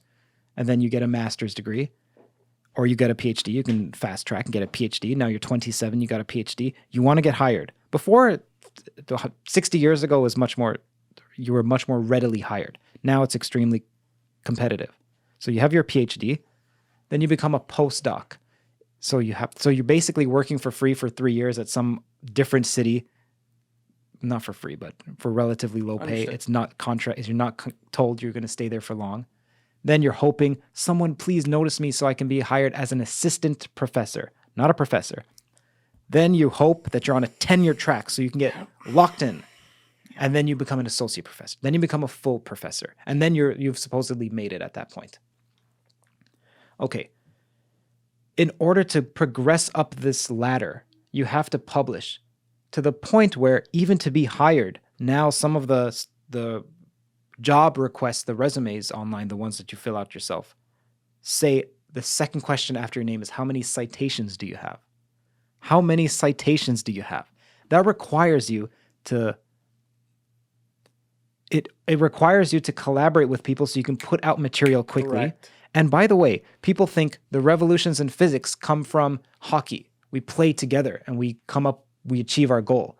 But it could be more like, it seems to me like it's more like rock climbing, where it's a single person against the edifice, or maybe even chess, where it's you against some other theory. So there is a financial and ambition-related incentivized component to the science community in a way such that when orders have been established, such as a string theory, you are literally disincentivized from writing anything that could question that because you won't get the job and you won't rise up. I would not say science in general. I'd say theoretical physics, and that's all I could say because that's all I follow. And this is the case in string theory. And it's not that you can't question string theory. It's just you don't even think about how am I going to question string theory. You just contribute to the field. Yeah. You don't think about how am I. Well, if you were to say string theory is off its rocker, off on the wrong track, I very much doubt that you'll be on tenure track. You know what? When I had Michio in here, one of the questions I asked him towards the end, to paraphrase it, was, how would you feel about it being proven later that technically like all your life's work was wrong? Would you think that that's a horrible outcome, or would you think that that's a part of the very being of what science is? Great minds come along, come up with an idea that eventually, when more evidence is able to be produced to disprove it, such as nature, Yes. and that's how it goes on.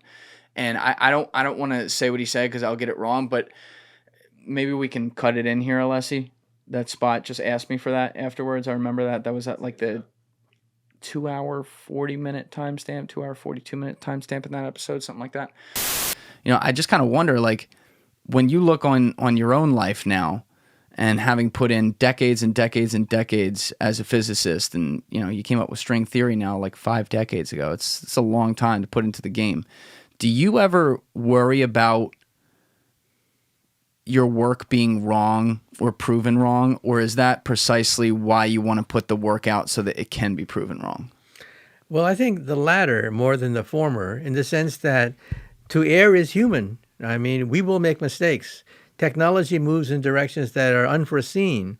But once the basic laws are understood, then the predictions start to become more and more accurate. So basically, what I took from it and how he answered it was that he was okay with that. He was more humble in the nature of that, and yet, he is, as you pointed out, he's one of the founders of string theory, so he's a part of this community that maybe has unintentionally or even in some ways intentionally incentivized a system that protects that theory at all costs. So it's interesting because I wonder if that is just kind of like a passivity of humanity, right? You're brilliant at something, you come up with an idea, this is the way things are done, and you don't consciously realize that essentially maybe you're locking out other ideas that could be good, versus like saying, no, we got to be the mafia and stop this from happening, and making it more sinister, if you will. Mm-hmm. So to be fair, Michio didn't, and he's not one of the inventors of string theory. I don't know why he keeps saying that. He invented something called string field theory. Right. Remember before I used the term non-perturbative, some fancy word? It just means exact solutions. You can think of it like that. So he came out with a theory that would have exact solutions, but it turns out there's some problems with it. Doesn't matter. So he had a collaborator. So he positions it, and he has something called the 1 inch long God equation, which is, again, for people who are interested, the theory of everything. What if you could write it down in a small space? And to me, I think wouldn't be the first time that an Asian person has elevated the stature of what's approximately 1 inch long, but so I see it less a statement about physics and more a, what did you call it, a Freudian slip about the first syllable of his last name. Whew, I didn't see that one coming. That was out of left field, man. Holy shit. Curt, I don't have a hell of a lot more time with you because I got to get you to your plane soon. So there's a million things in there I still want to ask you about, and there were a lot of other things there were a bunch of things today I still want to ask you about. We never got back to that whole point on what the context of an advanced society is, though. So real quick, I want to touch that, and then I want to close this off with a meaning of life question. But when you were talking a while back, maybe 30, 40 minutes ago, about us not knowing how are we able to say something's more advanced than not, I think that's a valid point. However, I think like everything else, there might be a line there. As an example, if we figured out that another civilization quite literally had the ability to time travel and completely ignore the laws of gravity as just two things of the many things they can do, I would be perfectly willing to subjectively and, more importantly, objectively say they're more advanced than us. Do you think that that's at least fair to say? I wouldn't say that. You wouldn't? No. So how could a society that can quite literally bend time not be more advanced than us?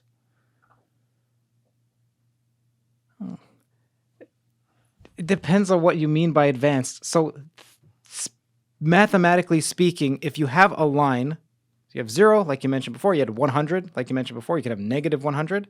There you have an ordering. So you could say this point is greater than this point.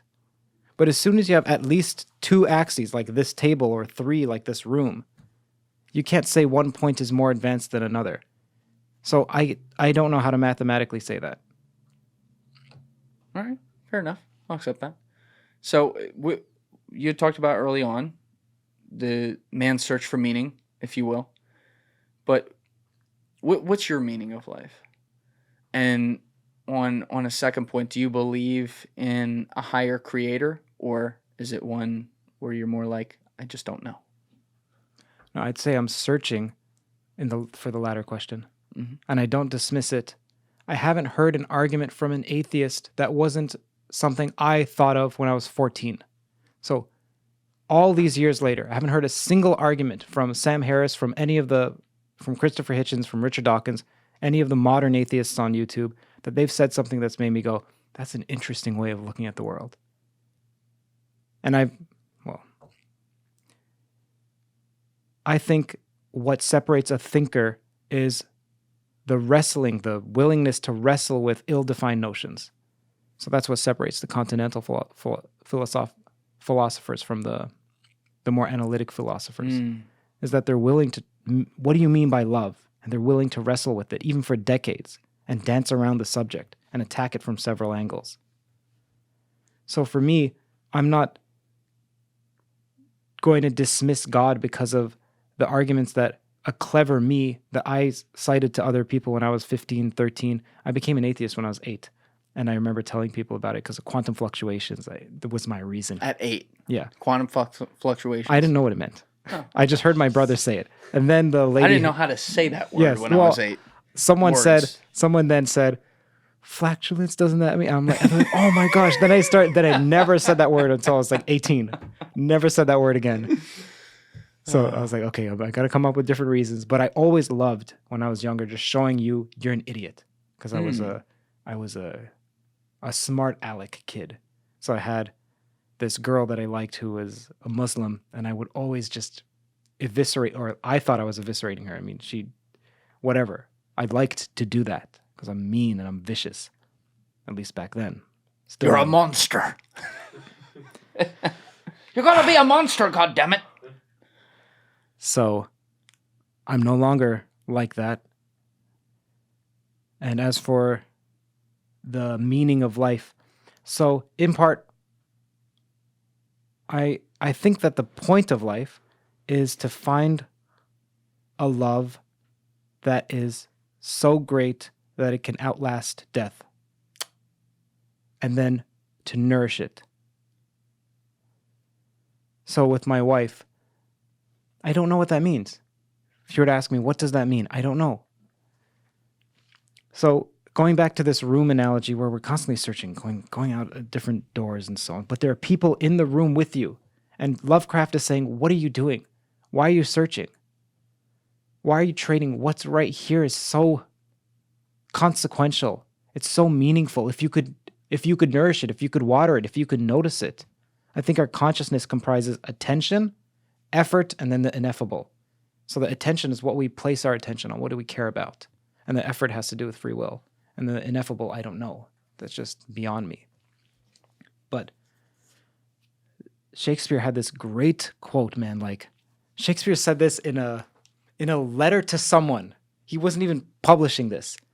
It's about trading the inestimable, so what you can't even estimate is so grand, for the ephemeral. So you go through that door, I want knowledge. But you can get right over that door. You walk out and a train just hits you. That's the Lovecraftian view. The burden of what will be unburdened by what has been. Oh gosh, that's so cringy. When I saw that, and she's trying to say it anew each time. Oh boy. Oh, I'm sorry, I had to put that in there. I cut you off. Go ahead. Shakespeare said, "What win I if I gain the thing I seek? A dream, a breath, a froth of fleeting joy? Who would buy a minute's mirth to wail a week, or sell eternity for a toy? For one sweet grape, who will the vine destroy?"